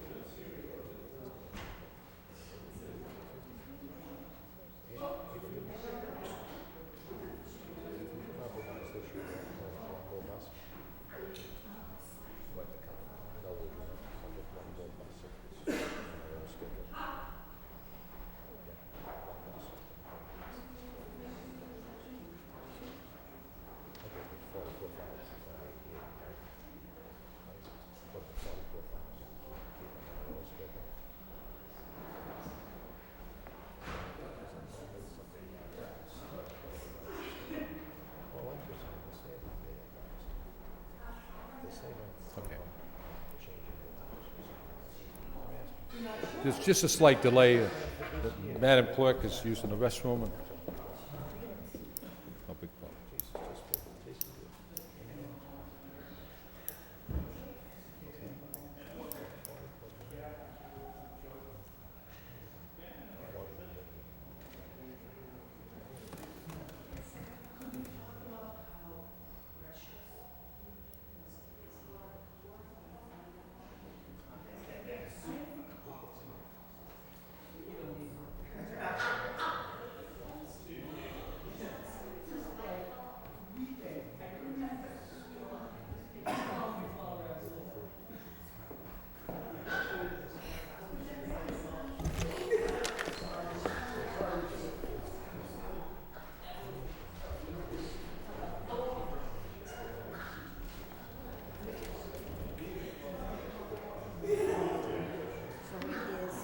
Okay, we'll call the meeting to order. Roll call, please. Mr. Leary? Yes. Sorry. Here. Ms. Martin? Mayor Caulfield? Here. Mr. Conway? Here. Ms. Doherty. Here. Ms. Fattacante. Here. Mr. Leahy. Here. 7 present. Thank you very much, Madam Clerk. Continuing with the agenda, I believe the next item on the agenda is motions. Motion by Jackie Doherty, request the superintendent provide a report to the Lowell High School Subcommittee updating members on progress regarding creating smaller learning communities at the high school, including grant expenditures to date and plans for implementation next year. Seconded by Mr. Conway. On the motion? Thank you, Your Honor. I think the motion pretty much speaks for itself. The high school was able to get a grant, I believe it was last year, around this idea of smaller learning communities, and I'm just asking for an update to see what their plans are going forward, especially as we start to put the budget together for the fall. If there are any implications on the budget, I thought we should know. Thank you. Okay. All in favor of the motion, signify by saying aye. Any opposed? Motion carries. Aye. Yes. Thank you. Just on the motion itself, in the report, could they also explain the procedure with how it works with the houses? Because in my mind, I always thought that the houses make the high school smaller. So that's smaller learning communities to me. And how does this grant work with that? Yeah, you know. So I want to just make sure that that's clear in the report. Thank you. Okay. I think the motion is passed, and the committee has unanimously voted for in favor. Subcommittees. If we can accept these minutes all at once, up until the point, I believe, up to March 14th. So if we can accept the Mayor's Task Force desegregation minutes of February 20th, the Athletic Subcommittee report and approval of the minutes of February 27th, and Lowell High School Subcommittee report and approval of the minutes of February 27th. Okay, thank you. I'll entertain a motion to... The only problem, Your Honor, is that in some of the subcommittee reports, there are motions and items of discussion. I'm so sorry. That's fine, that's fine. How about the Mayor's Task Force on desegregation? Motion to accept the report as report of progress? Seconded by Jackie Doherty. All in favor of the motion? Aye. Signify by saying aye. The minutes have been accepted and placed on file. Athletic Subcommittee. Athletic Subcommittee minutes. You would like to discuss that? Can you hold on a minute so I can report? Thank you, Your Honor. The subcommittee on athletics, the in attendance, Mr. Conway and Mr. Leahy. Also present, Dr. Bayer, Jean Franco, our Deputy Superintendent, Bill Samaras, Wendy Jack, and Dennis Krzyjak. There was a motion. Recommend to the school committee as a whole to accept the superintendent's recommendation to post and fill the combined athletics and physical education position now and hold open the option of restoring the separate athletic director and K-12 chair for physical education and health position for next year during budget deliberations. That needs to be taken up as a vote, Your Honor. The other thing that has come to all of our attention is the issue with the person who is going to be instructing tennis. I believe we got an email that I don't think is sufficient with my colleagues and I. So I will be having another subcommittee meeting for athletics before our next school committee meeting. We all have some issues regarding that tennis coach position, and I think it needs to be addressed and brought back to this committee because I think we need some final consideration. But, Your Honor, this motion does need to be voted on here tonight. Thank you. Okay. Adopt the recommendation brought forward by the Athletic Subcommittee, a motion by that subcommittee to recommend to the school committee as a whole to accept the superintendent's recommendation to post and fill the combined athletic physical education position now and open the option of restoring the separate athletic director, K-12 chair for physical education and health positions for next year during budget deliberations, seconded by Mr. Conway. Roll call.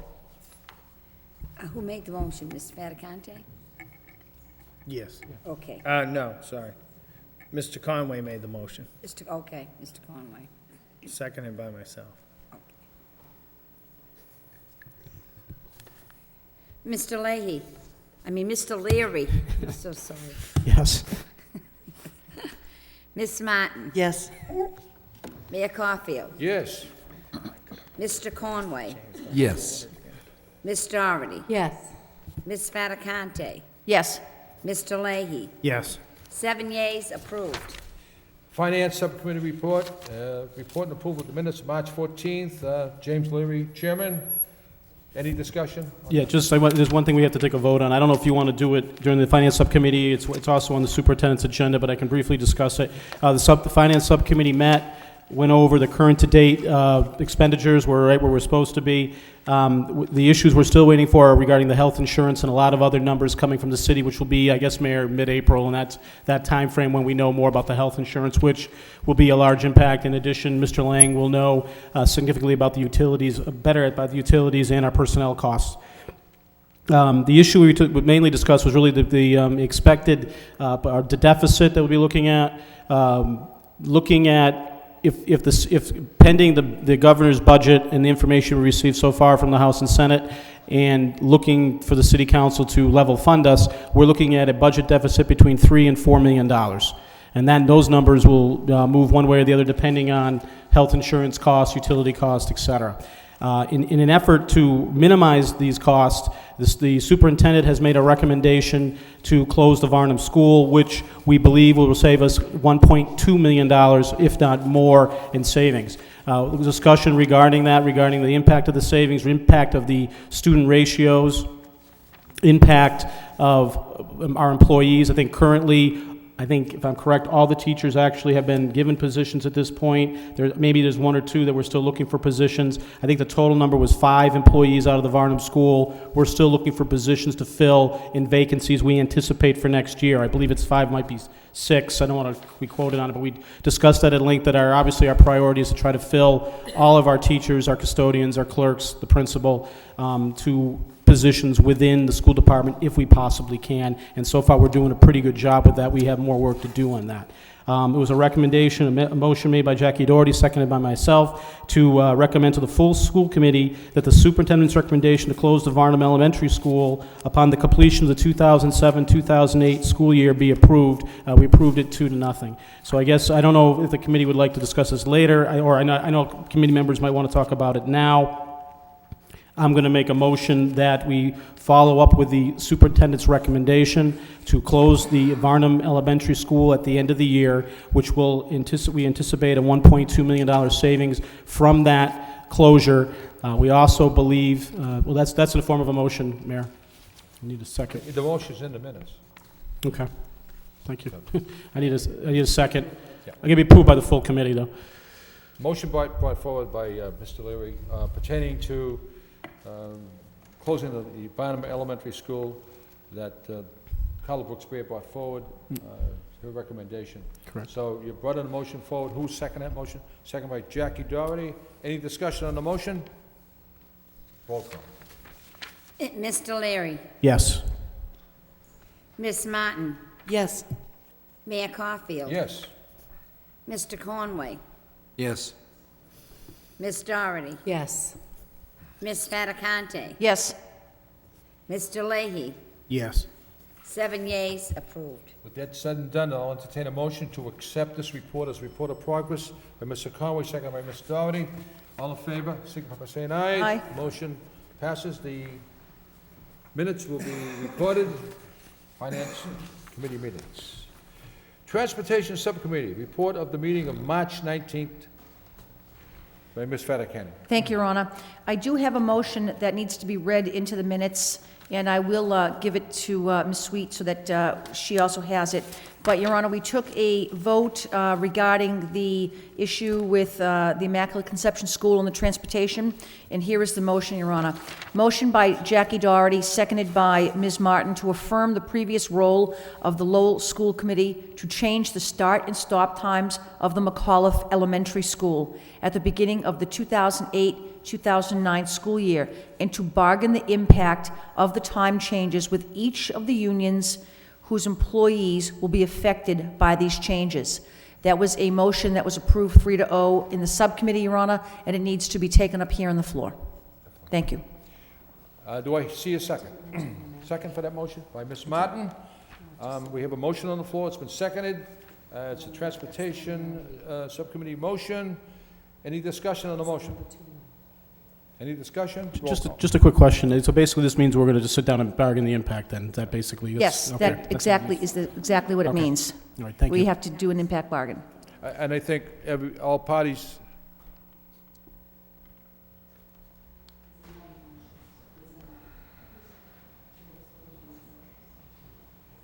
Can we have one at a time? Okay, thank you. All Let's, parties came together and... yes. So we're going to take up this motion, Your Honor. We haven't voted on this one yet. Right. So roll call? Do they want to mention the time, though? Do you want to mention the time in the minutes? I will gotta give start. this to you when the vote is taken. No, but do you want to put the starting time in? Nope. Because Okay. we're going to take, we have another motion. Okay, So all we'll right. do this one first. Mr. Larry, Yes. Ms. Martin, Yes. Mayor Caulfield. Yes. Mr. Conway, Yes. Ms. Doherty, Yes. Ms. Fattacante, Yes. Mr. Leahy, Yes. 7 yeas, approved. Thank you, Your Honor. This is a report from John Dakota, who is our Transportation Director, and I believe he has very kindly stayed here this evening. I do appreciate his presence. He had a conversation with Principal Murphy and discussed the possible solution of providing transportation to the school without altering the school bell time. And since Mr. Dakota has kindly waited, maybe he can explain this to the committee, preferably better than I can do so. Yes. Thank you, Your Honor. John? Mayor Caulfield, Deputy Superintendent Frankel, members of the school committee. This past Monday, I did sit down with Principal Murphy at the Immaculate School.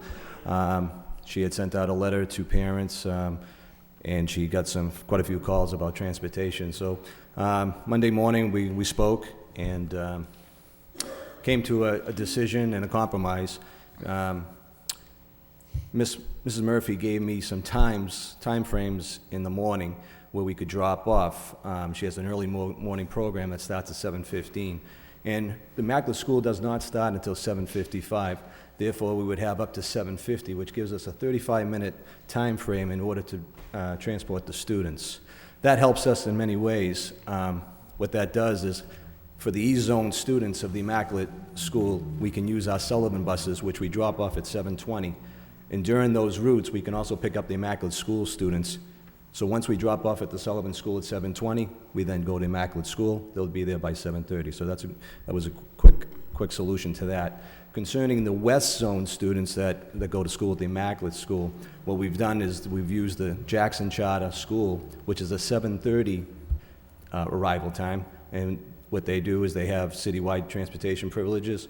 We'll just use those same routes, pick up the Immaculate students on that west side, and get them there by 7:40. So Mrs. Murphy was quite happy with the compromise we made. Unfortunately, the afternoon wasn't as easy. There are no schools at 2 o'clock dismissal that are in close proximity to the Immaculate School that could handle their departure. So what we did is, the initial conversation I had with Mrs. Murphy a couple of weeks ago was we would still pick the Immaculate School students up prior to picking up the Moody School students at 2:50. So we were looking at about 40 minutes that the Immaculate students would have to stay at school, but we will get them home. So Mrs. Murphy was quite happy that we're getting them to school. They just have to wait a little bit longer in the afternoon, and we'll get them home. So I think it was a compromise, and it's worked out well for both sides. Mr. Dakota, you're like Tommy Bellegarde. You're a miracle worker. And He's better looking, Mayor. That's Really, all. I really appreciate your dedication. Your Honor, just to, in addition to what Mr. Dakota has indicated here, with the time changes in the McAuliffe, there's about an $88,000 savings. With the time change at the Immaculate, there's now a potential savings of about $100,000. Thank you. So there's a motion before So we need us. to take a vote that we would accept the recommendation of Mr. Dakota to change the pickup and drop-off times at the Immaculate. Seconded by Ms. Martin. No discussion on the motion? Roll call. Can I do a quick discussion before we vote? Go ahead, John.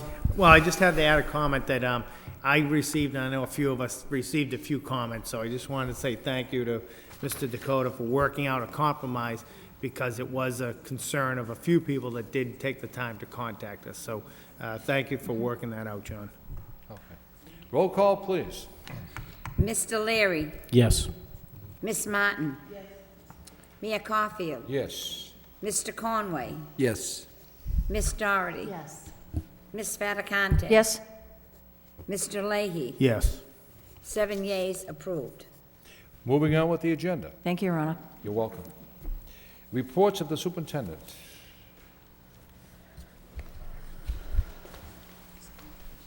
Yes, Mayor Caulfield. The first of the reports of the superintendent is the EQA report, the reexamination report that occurred in 2007, December.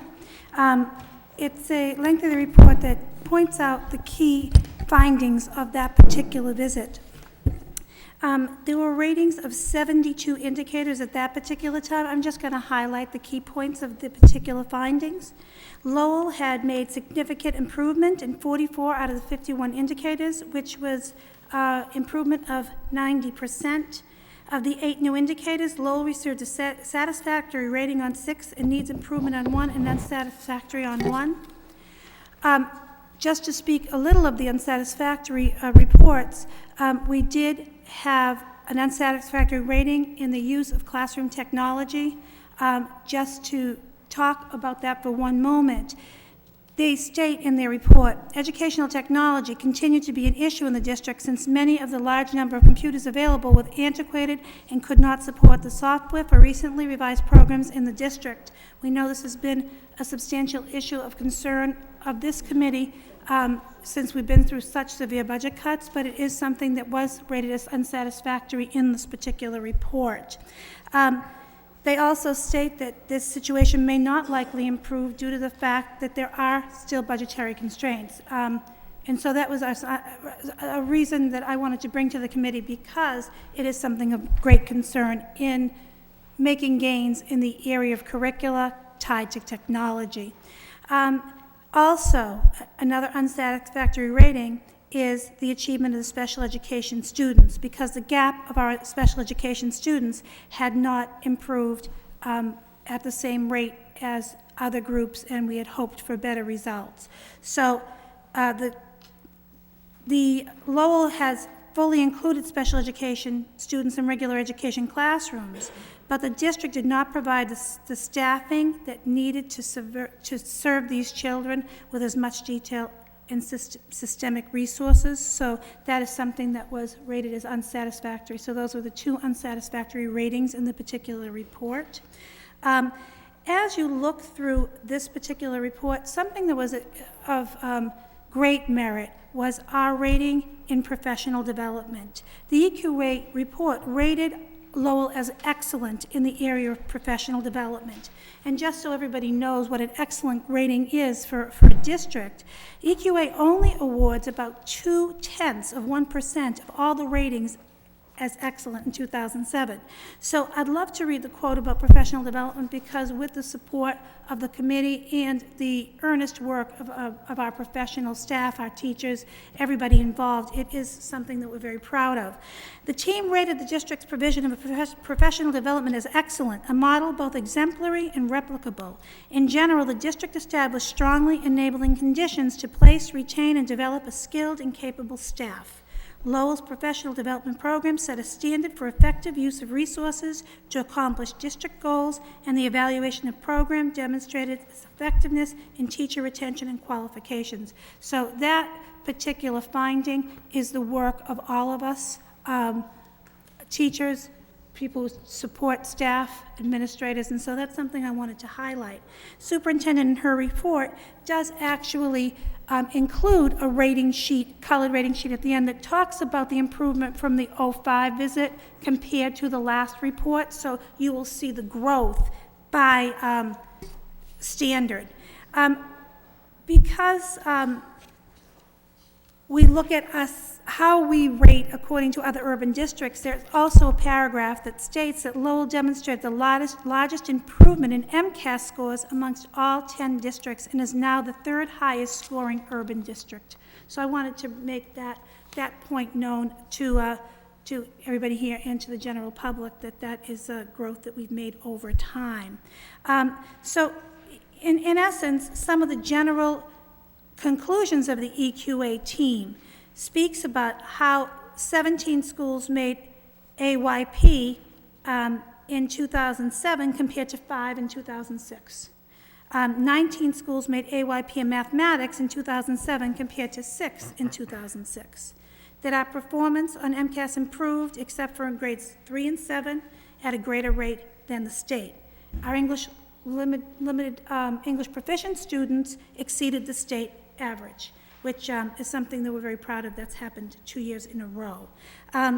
That we lowered rates of suspension for all subgroups, and classroom observations, the EQA saw great strengths in classroom management and climate. Professional growth in the district maintained high levels of teacher certification, which you've been made aware of right along, that our teacher highly qualified status has improved greatly, and it's something that we really are very proud of.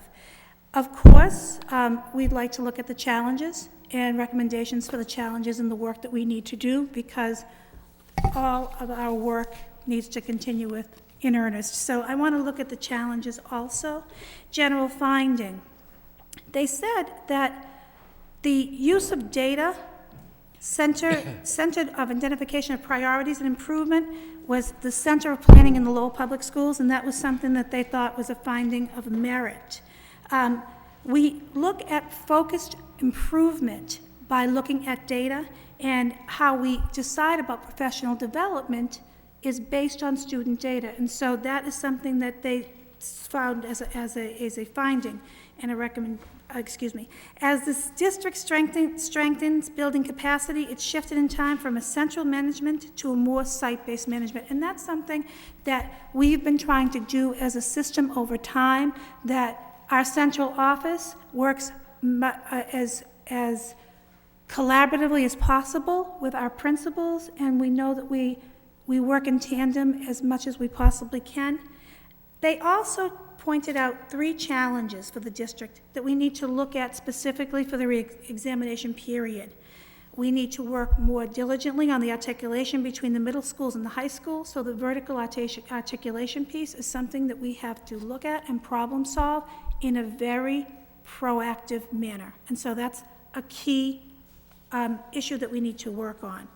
That the special education student achievement needs to be most definitely focused on and planned for. And so that's something that's a very serious challenge that we need to definitely look at. And again, an inadequate budget. So the challenge of budget in times where we need to make sure we're doing the best job across the board, especially with our children with special needs, most definitely. So they had 3 core recommendations as a result.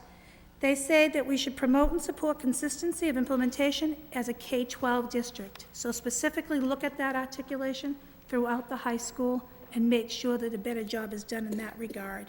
They want to shift from centralized management to a site-based instructional leadership model. So in essence, when we do our work, that the site-based management of schools gets the level of support, people at central office work in tandem with principals, which we know we do a good job at that, but in essence, we have to look at a detailed fashion if we're supporting schools as best as we possibly can with the small central office that we actually have at this time. And so we want to develop a preventative maintenance plan to complement the recently developed capital improvement plan to ensure coordination of improvement and maintenance. So that's an issue that they also pointed out that we should recommend, that's a core recommendation of things we should work on. The superintendent has shared this report with all of us. As a matter of fact, it was a 216-page document.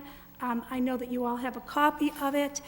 It will be on the website probably pretty soon. It has to go through the EMAC, and then it's voted on. So this is the very final drafts after we have submitted a numerous amount of revisions. So this is probably the best, it is the best draft. It's probably almost the final stage.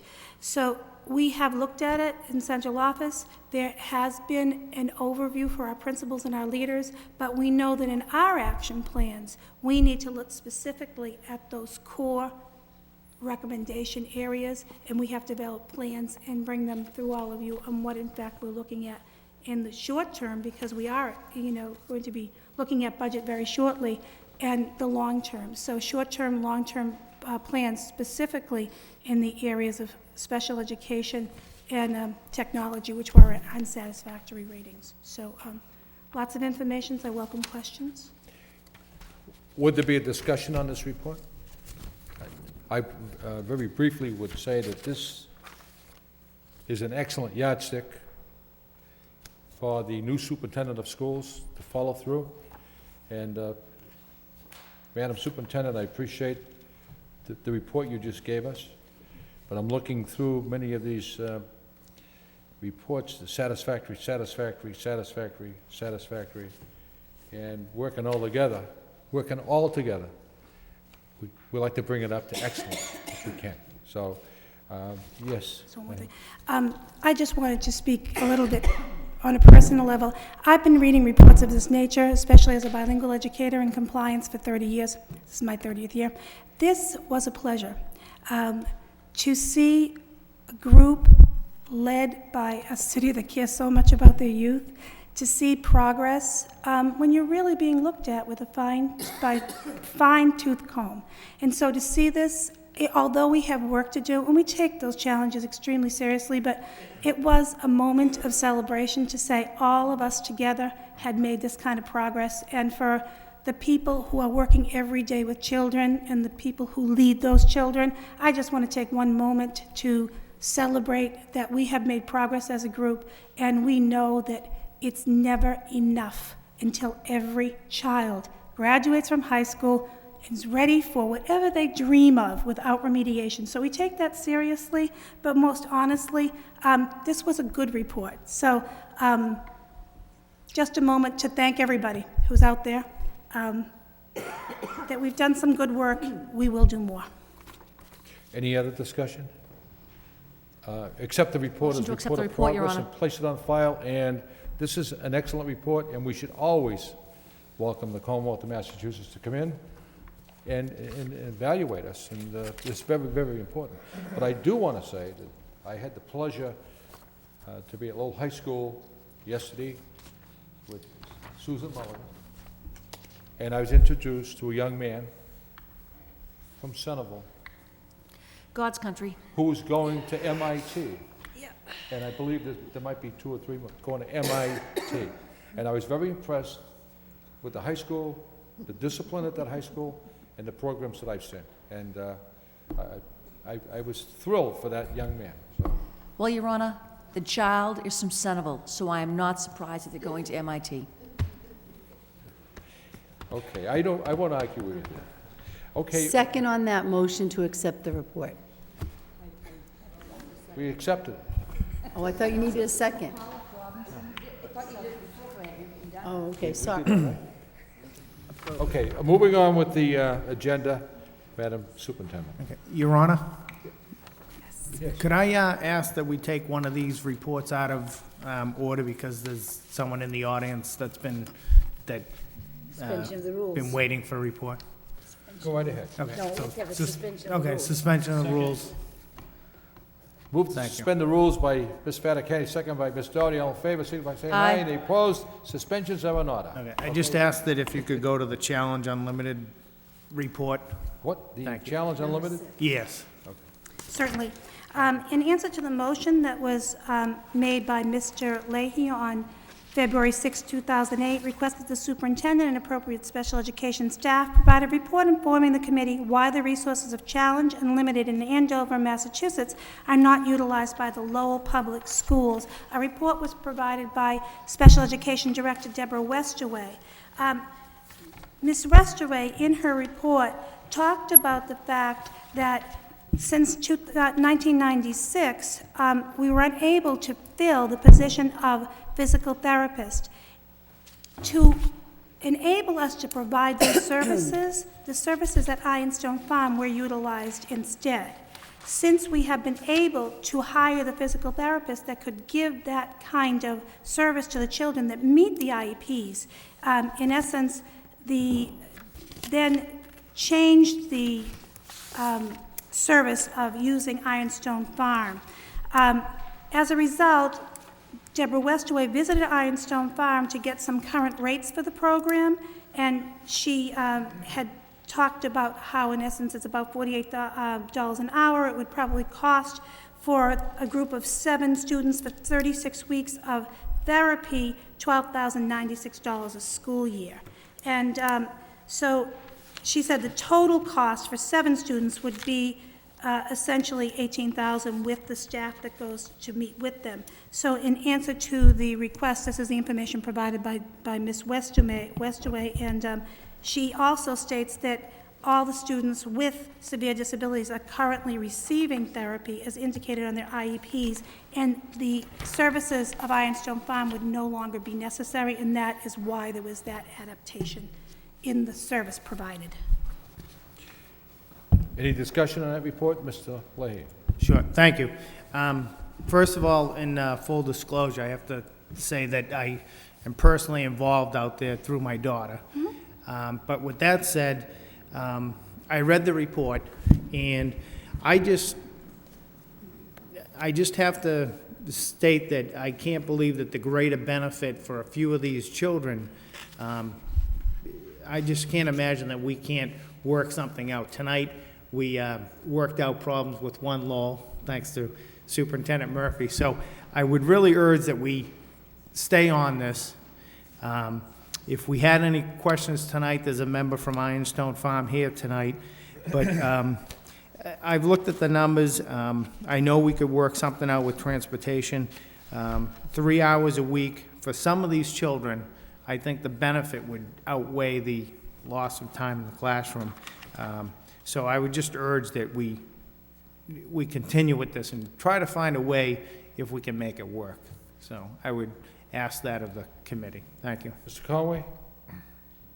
Thank you, Mr. Mayor. When this proposal came up, this motion came up back a few weeks ago, I did have some questions. I think that most people will realize that it's extremely difficult to find physical therapists and occupational therapists, because right now I know physical therapists, you need a PhD. That's the requirement. And I think it's getting more and more difficult to recruit these individuals.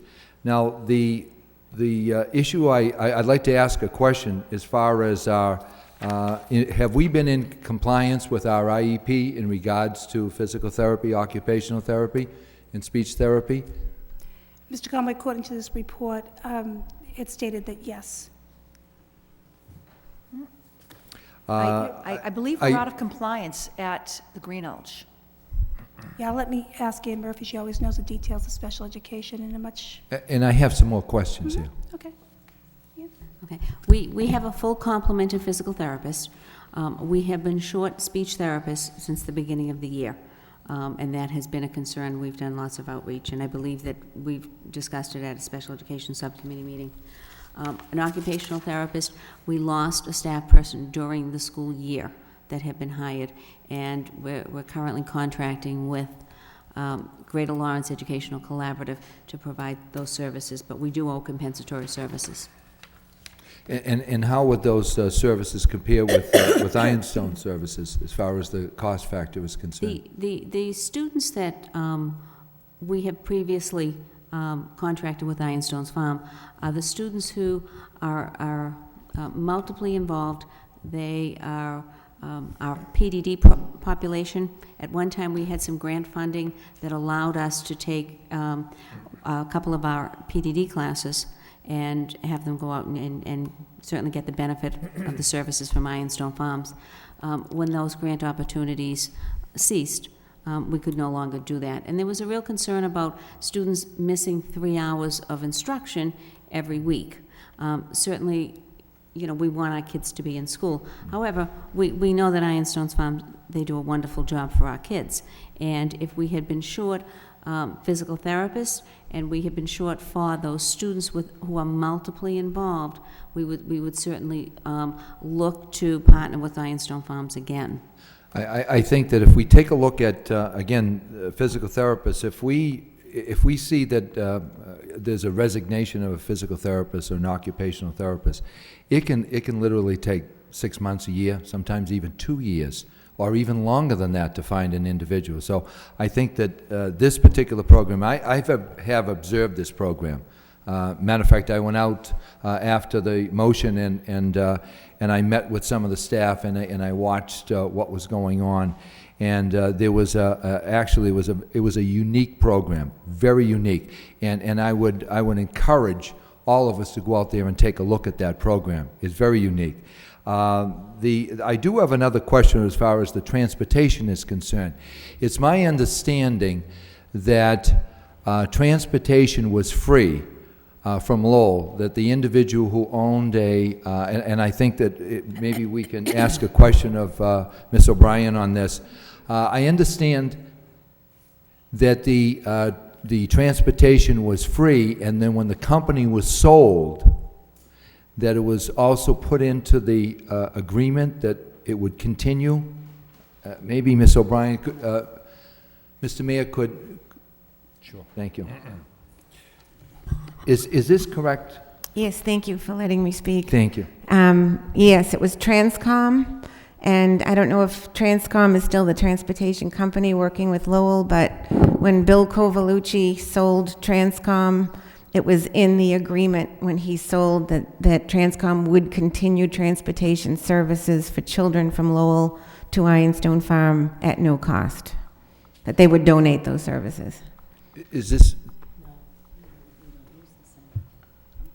Do we use the same company, Your Honor? Or could we utilize the services of the company? I mean, if that is in... No, if they're willing to transport for free, could we utilize those services on behalf of the children who would go out there?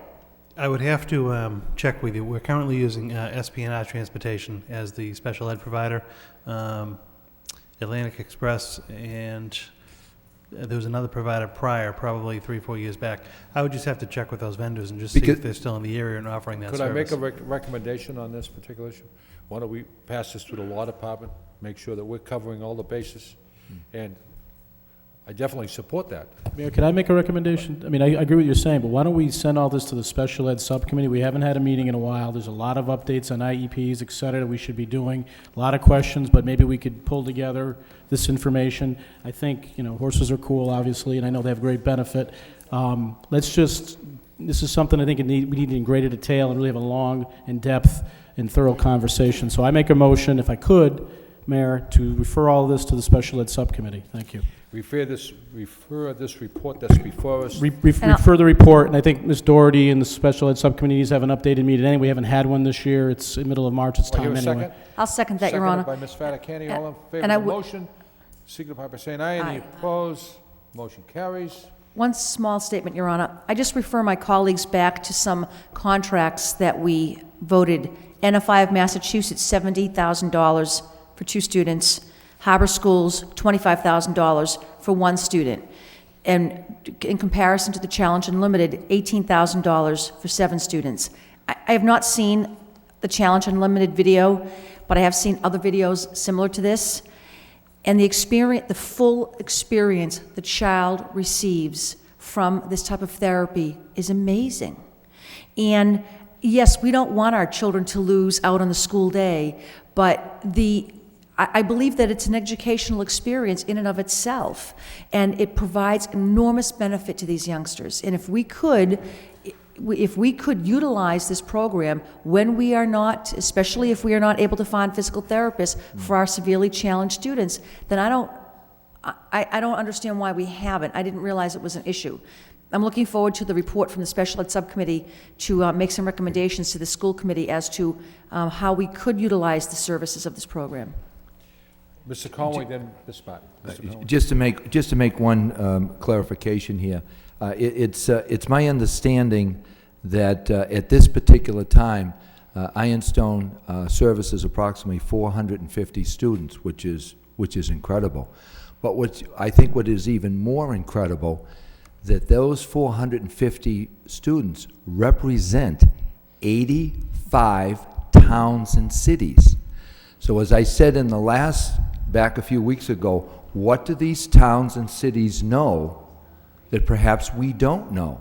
And I think it's a great idea that we take a look at that and investigate a little bit further. Ms. Martin? I should probably say, and this may even come as a surprise to our speaker here this evening, but having taken lessons at Ironstone as a child, and rode for many, many years, I am pro-horse as a rule. I will always vote for the horse. But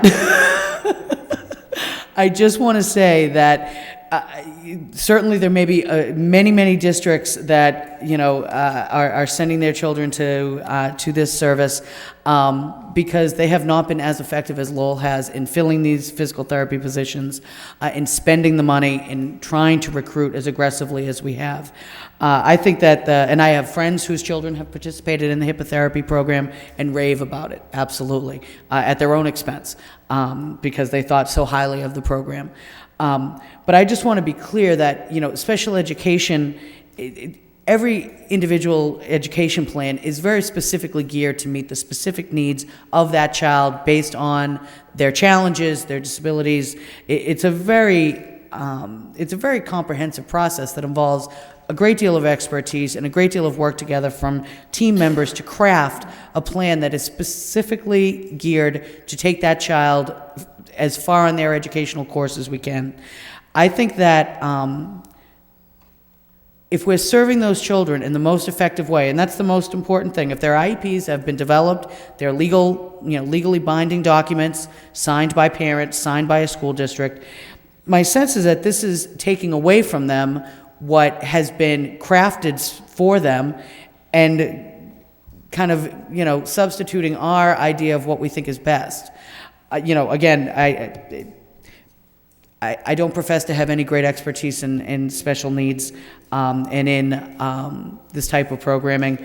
But I think that if we've solved and if we've resolved what our special needs students, you know, what their needs are in an effective way for our district that gives them the supports they need in the classroom to be successful. You know, again, we're hossing around this number of 7. Do we handpick who these 7 are who get to go ride horses?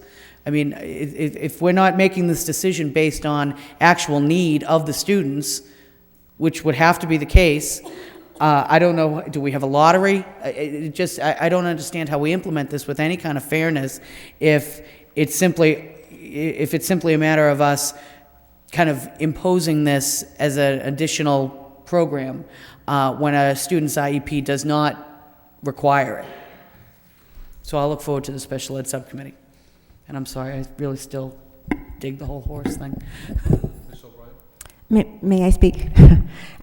First of all, I'd just like to say that we now offer speech-language pathology, and as well as physical therapy and occupational therapy.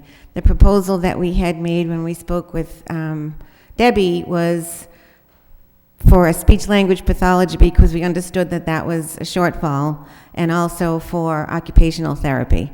That said, I just want to say that I would love for you folks to come out to the farm and see what it is that we do and see what we can provide for students that can especially benefit. The proposal was also for 4 to 6 for an hour. If it went over an hour, we were ready to increase it to an hour and a half at no extra charge per child. So it would be an hour and a half of service for 7 or more. So that just to clarify the proposal, and if the subcommittee meets and would like to meet at the farm, I invite you to, and if you want me to come and talk to you or show you anything or give you anything, I'm ready, willing, and able. So I grew up in Lowell, and Lowell program was my favorite because I love getting those kids out of the city and out to the farm. So hopefully we can help. Stay at the podium, Ms. O'Brien. Jack? Thank you, Your Honor. Through you, I just have a quick question, because I am thinking about the EQA report that we just got that said one of our failings was our special ed students being able to improve their academic achievement, so that 3 hours away from class does bother me. I'm wondering, is it possible to do something in the afternoon, or is it only during a school day program? It can be done anytime. It So can even be that- done on Saturdays. So that component, that could be something that let's say the students leave Lowell at 1:30 or something like that, they wouldn't, that missing of 3 hours, there's a way around that, or is there not? We can certainly discuss it at the Special Education Subcommittee. We can take a look at the concerns around specifically which students hippotherapy is appropriate for, under what conditions, which students we have now are the ones that are missing their therapy, and if that would match up. Certainly, we need to look at the services that we're unable to provide because of the occupational therapist who has left and the needs of the students. But, I welcome that at the Special Education Subcommittee. Okay. Very briefly, no one has to sell me on this program. Miss O'Brien came into Lowell, downtown Lowell, in a very cold December evening on a Friday night, and I joined them. There was probably 30 people on a bus, and they went all downtown, all the various restaurants, singing carols to raise money for this cause. Therapeutic intervention. And Miss O'Brien, you're like the music teacher we saw earlier this evening. You have so much passion and dedication for this program. I think the Lowell school children would benefit immensely for this program. It's a known fact that horses offer that tool, and children get a benefit out of it. So I want to thank you for being here, and good luck with your program in the future. Thank you. Thanks very much for letting me be here. Okay.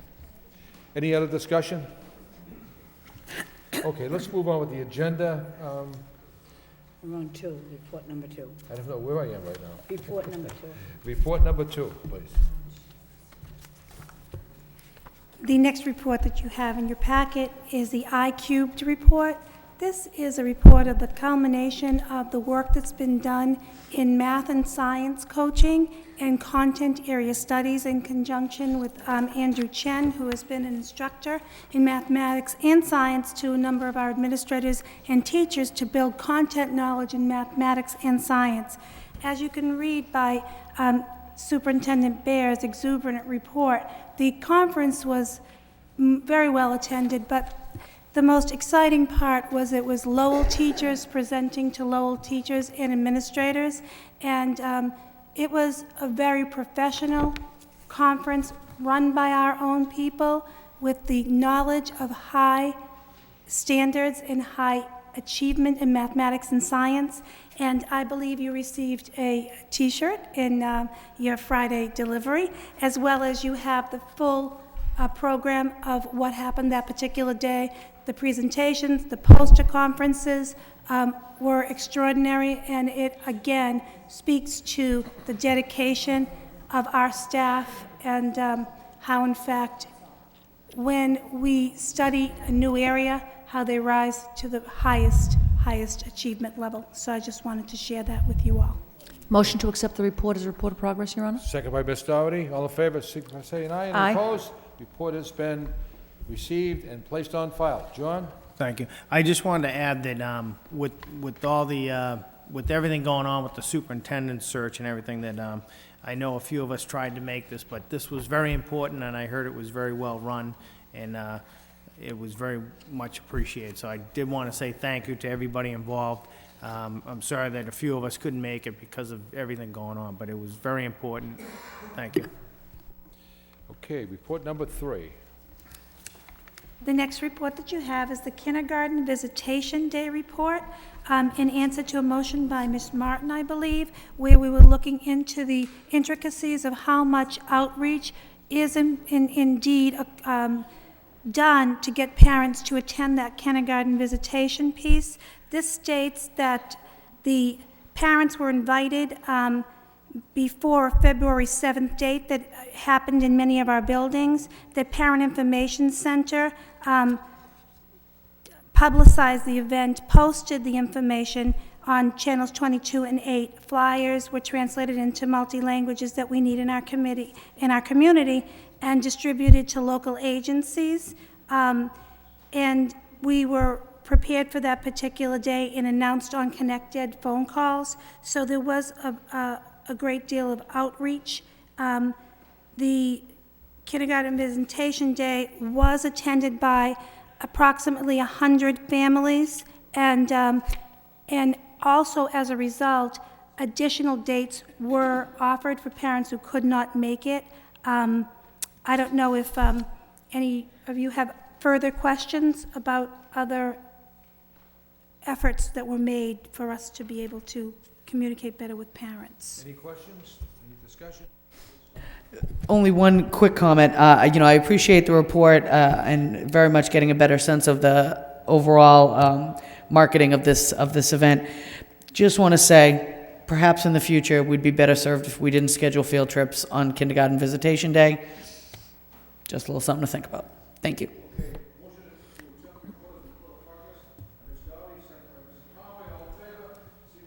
Aye.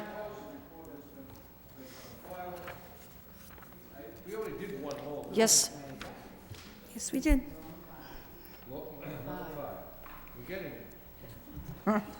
The next report is a report of status of the Lowell Adult Diploma Program provided by Assistant Superintendent Ann Murphy. I think I'll have Ann report to you since she knows it. I just wanted to provide some updated information for you. We have selected a coordinator for the program. It has taken a considerable amount of time, but we feel that we've got the right person for the position. Her name is Shanna Berger, and she came on board this past Monday. She comes to us with an extensive background in alternative programming and working with youths in a variety of different settings. So I wanted to let you know of that. Also, in terms of the students, we currently have 10 students that are attending classes on a regular basis, and the teachers are still our teachers from Lowell High School. They continue to work on the curriculum. What we've put in place is a bi-monthly meeting with the coordinator so that the teachers and the coordinators can really work on the curriculum and make sure that everything is aligning properly. Ms. Berger is also going to start doing some of the community outreach so that the students will be actively engaged during the summer. A fourth piece of this is we're looking to put together a school site council, similar to what all of the other schools have, where there will be representatives from the community in the manner of Jim Nering from the University of Massachusetts Lowell, a teacher representative, a student representative. Fred Abbasi, our coordinator of adult education, will sit on the school site council also.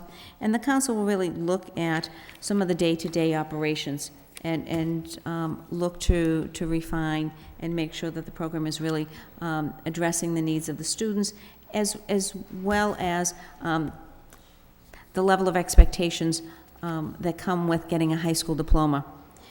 And the last piece of it that I did want to report on is Mr. Abbasi, with his adult education program, is now able to provide a GED program right at the UTEC site. For the youth who would like to get a GED who do not qualify for this adult diploma program, because if you recall, you need to have a set number of credits already achieved from Lowell High School. You need to follow the rigor of Lowell High School. And for some young adults, this isn't a good match for them. So Mr. Abbasi has been able to staff a part-time position at UTEC offering a GED program. Any discussion on that report? Accept the report as report of Department of Ms. Martin, seconded by Mr. Leary. All in favor? Aye. Accept the reports, signify by saying aye. Any opposed? The report has been accepted, placed on file. Yes, the next report is the in-house suspension report at Lowell High School that was requested by School Committee Member Leahy. If you look at the report, it tells the details of what in fact is entailed in the number of students that are serviced in the in-house suspension program.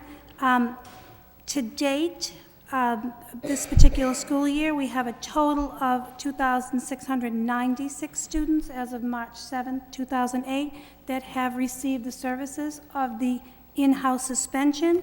The numbers that are allowed in the particular program on a daily basis are 15 in the freshman academy and 13 for upper classes. So the need for that particular program is definite, and that's absolutely filled every day.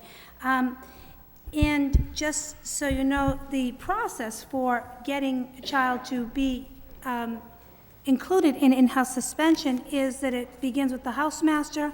Teachers are told about the suspension, how long it would be. Supervisor provides tutoring assistance and work for the children.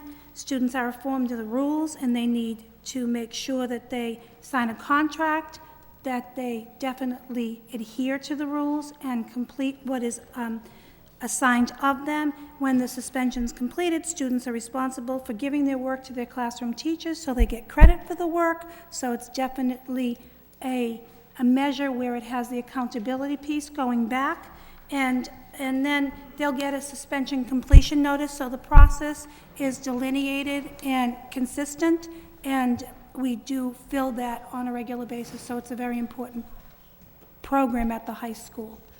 I welcome questions. Mr. Conway? In-house suspension, that counts as a suspension, is that correct? Yes. Yes. Now, does it also count as a suspension in the middle schools?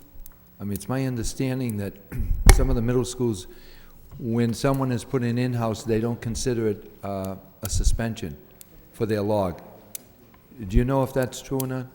For the in-house suspension? Correct. I know that when I was in charge of student support services, we did count it, but I'm going to ask Ann Murphy because she will know currently within the last couple of years if that's been amended, Mr. Conway, so I'll ask Ann. I don't know of any middle schools that have a formal in-house suspension program like this. A couple of our middle schools have, through Title I fundings, a behavior modification center where there is a therapist staffed in that center. Students will come down for a short period of time, work on their issues, and then head back to class. But we don't have in-house suspension programs at our middle schools as we do as the freshman academy and the high school. If we have a special ed student in-house, is there, if we supply services to the in-house, would it still be considered a suspension? If the student continued to receive their services outlined in their IEP, then it would not be considered a suspension that goes toward their 10 days, the requirements by law. Similarly, if a child is suspended from a bus and the child is not able to get to school to access the services, then that suspension does count toward the 10 days. If the child does get to school and certainly receives their services, then it doesn't count. Thank you. Mr. Leahy? Thank you. I just want to thank you for this report. I actually don't know when I brought this up, but I'm glad it's in here. I went down to the high school this week and I visited with Mr. Golis, is it? Okay, pronounced that right. And he runs a great program. I mean, I was intimidated just by sitting there and speaking with him, so I'm glad I wasn't in there. But I'm glad to see that, you know, they're meeting the needs of these kids. Some of them, you know, they don't need to be out of school, they need to be in school. And certainly there's occasions when students do need to be out of the classroom. But I'm glad that the program's run as well as it is, and appreciate the update. Thank you.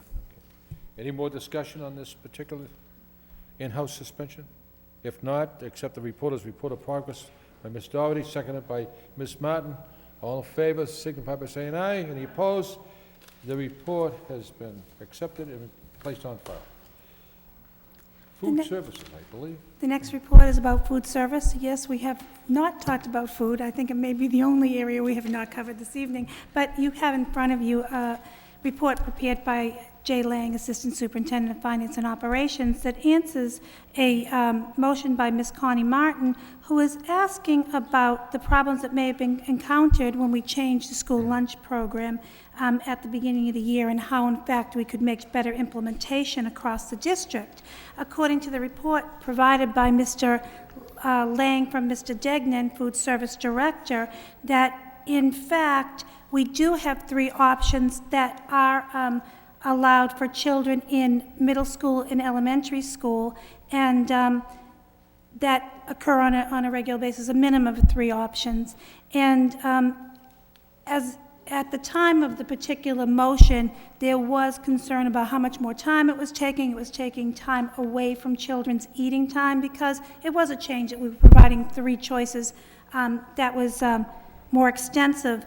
It appears that through this report that our schools have found ways to create systems where they can get a pre-lunch count. So kids will tell you salad in advance, and so there'll be the preparation involved. So our systems have improved, and as a result, due to the change and the fact that we've gotten systems to support it, that it's a very positive change with this offering to children to have a more healthy kind of choice with the salad. And so I offer anybody who may have comments or questions. I'd just like to say thank you. You know, my sense from individuals who I've spoken with really mirrors what this report states, that the process has really been streamlined and that schools have found a way to make it work so that students are able to take advantage of these newer choices, and it's not cutting into the time that they have to either, you know, time on task and learning or their lunch and recess time. So thank you very much, Mr. Lang, for an exceptionally well-crafted report. Accept the reporter's report of progress by Report Mr. progress. Conway, seconded by Mr. Leary. All in favor, signify by saying aye. Aye. Any opposed? Report's been accepted and placed on file. New business. Superintendent search. Superintendent search. I must say that I do not have a report. Your Honor, I think the report for the superintendent search is that we are in the process of site visits. We are in the process of communicating with colleagues that have worked with the individual superintendent candidates.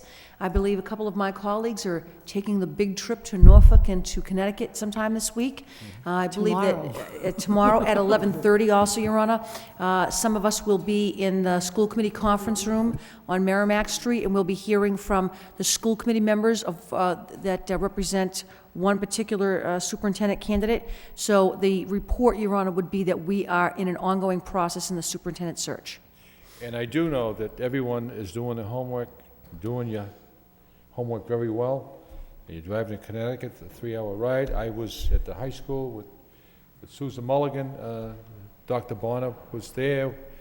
We hosted her at the high school, and I think it was very productive. And I also was involved in some interviews at the high school. And hopefully everything will come out in the wash. Yes.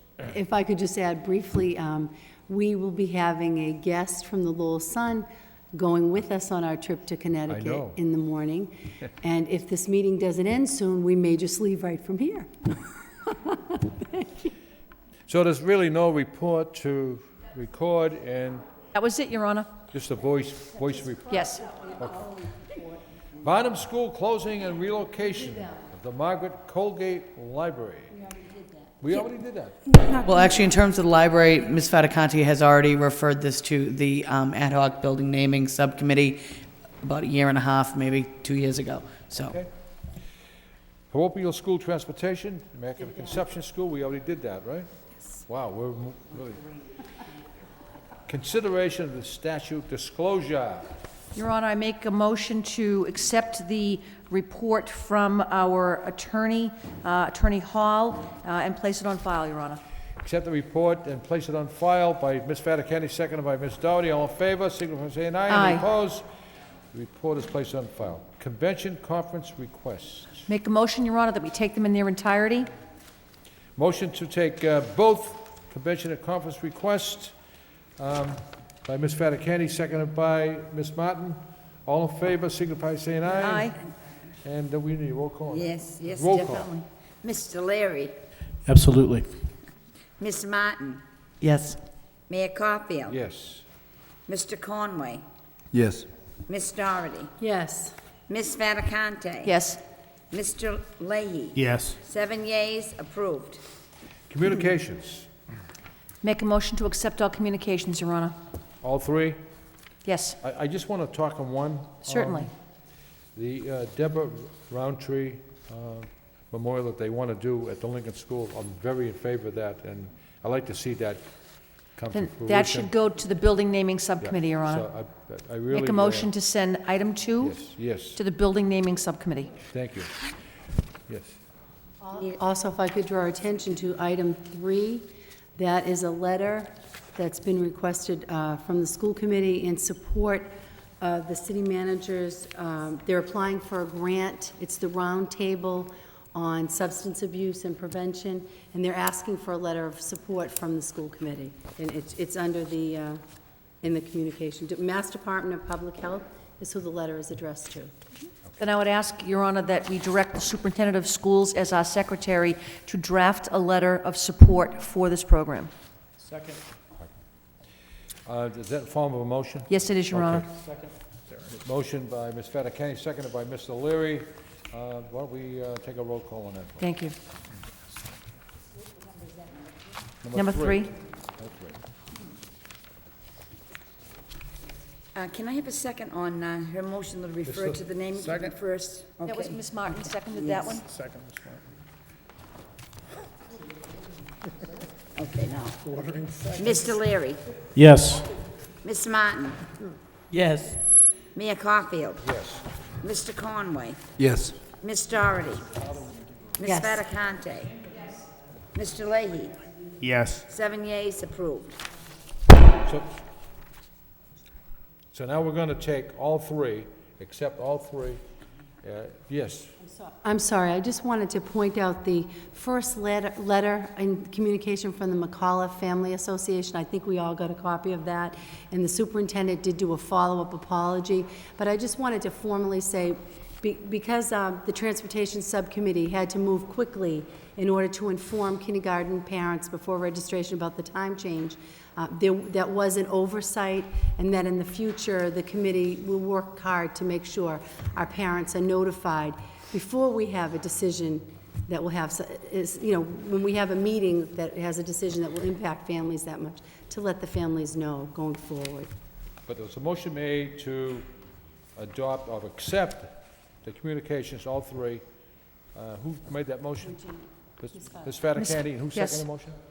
Mr. Leary, to accept all 3 communications. Place on file. Record them and place them on file. All in favor, signify by saying aye. Any opposed? They are recorded and accepted. Professional personnel, civil service. Okay, we do have an executive session to Yes, Your Honor. at the close of the meeting for the purpose of collective bargaining, and I believe we will adjourn from that executive session. To make a motion to adjourn, Your Honor, to attend the executive session. We won't adjourn this meeting. We'll go into the executive session and adjourn there. I Okay. believe that's So recess So, this meeting. motion to recess. motion to recess, and we'll go into executive session, and we'll adjourn from the executive session, okay? I need a second. Seconded by Mr. Leahy. All in favor? Can Aye. we take a roll call? Roll call, please. Mr. Leary, Yes. Ms. Martin. Yes. Mayor Caulfield. Yes. Mr. Conway. Yes. Ms. Doherty, Yes. Ms. Fattacante. Yes. Mr. Leahy, Yes. 7 yeas, approved. We will go into the mayor's conference. Oh, my God.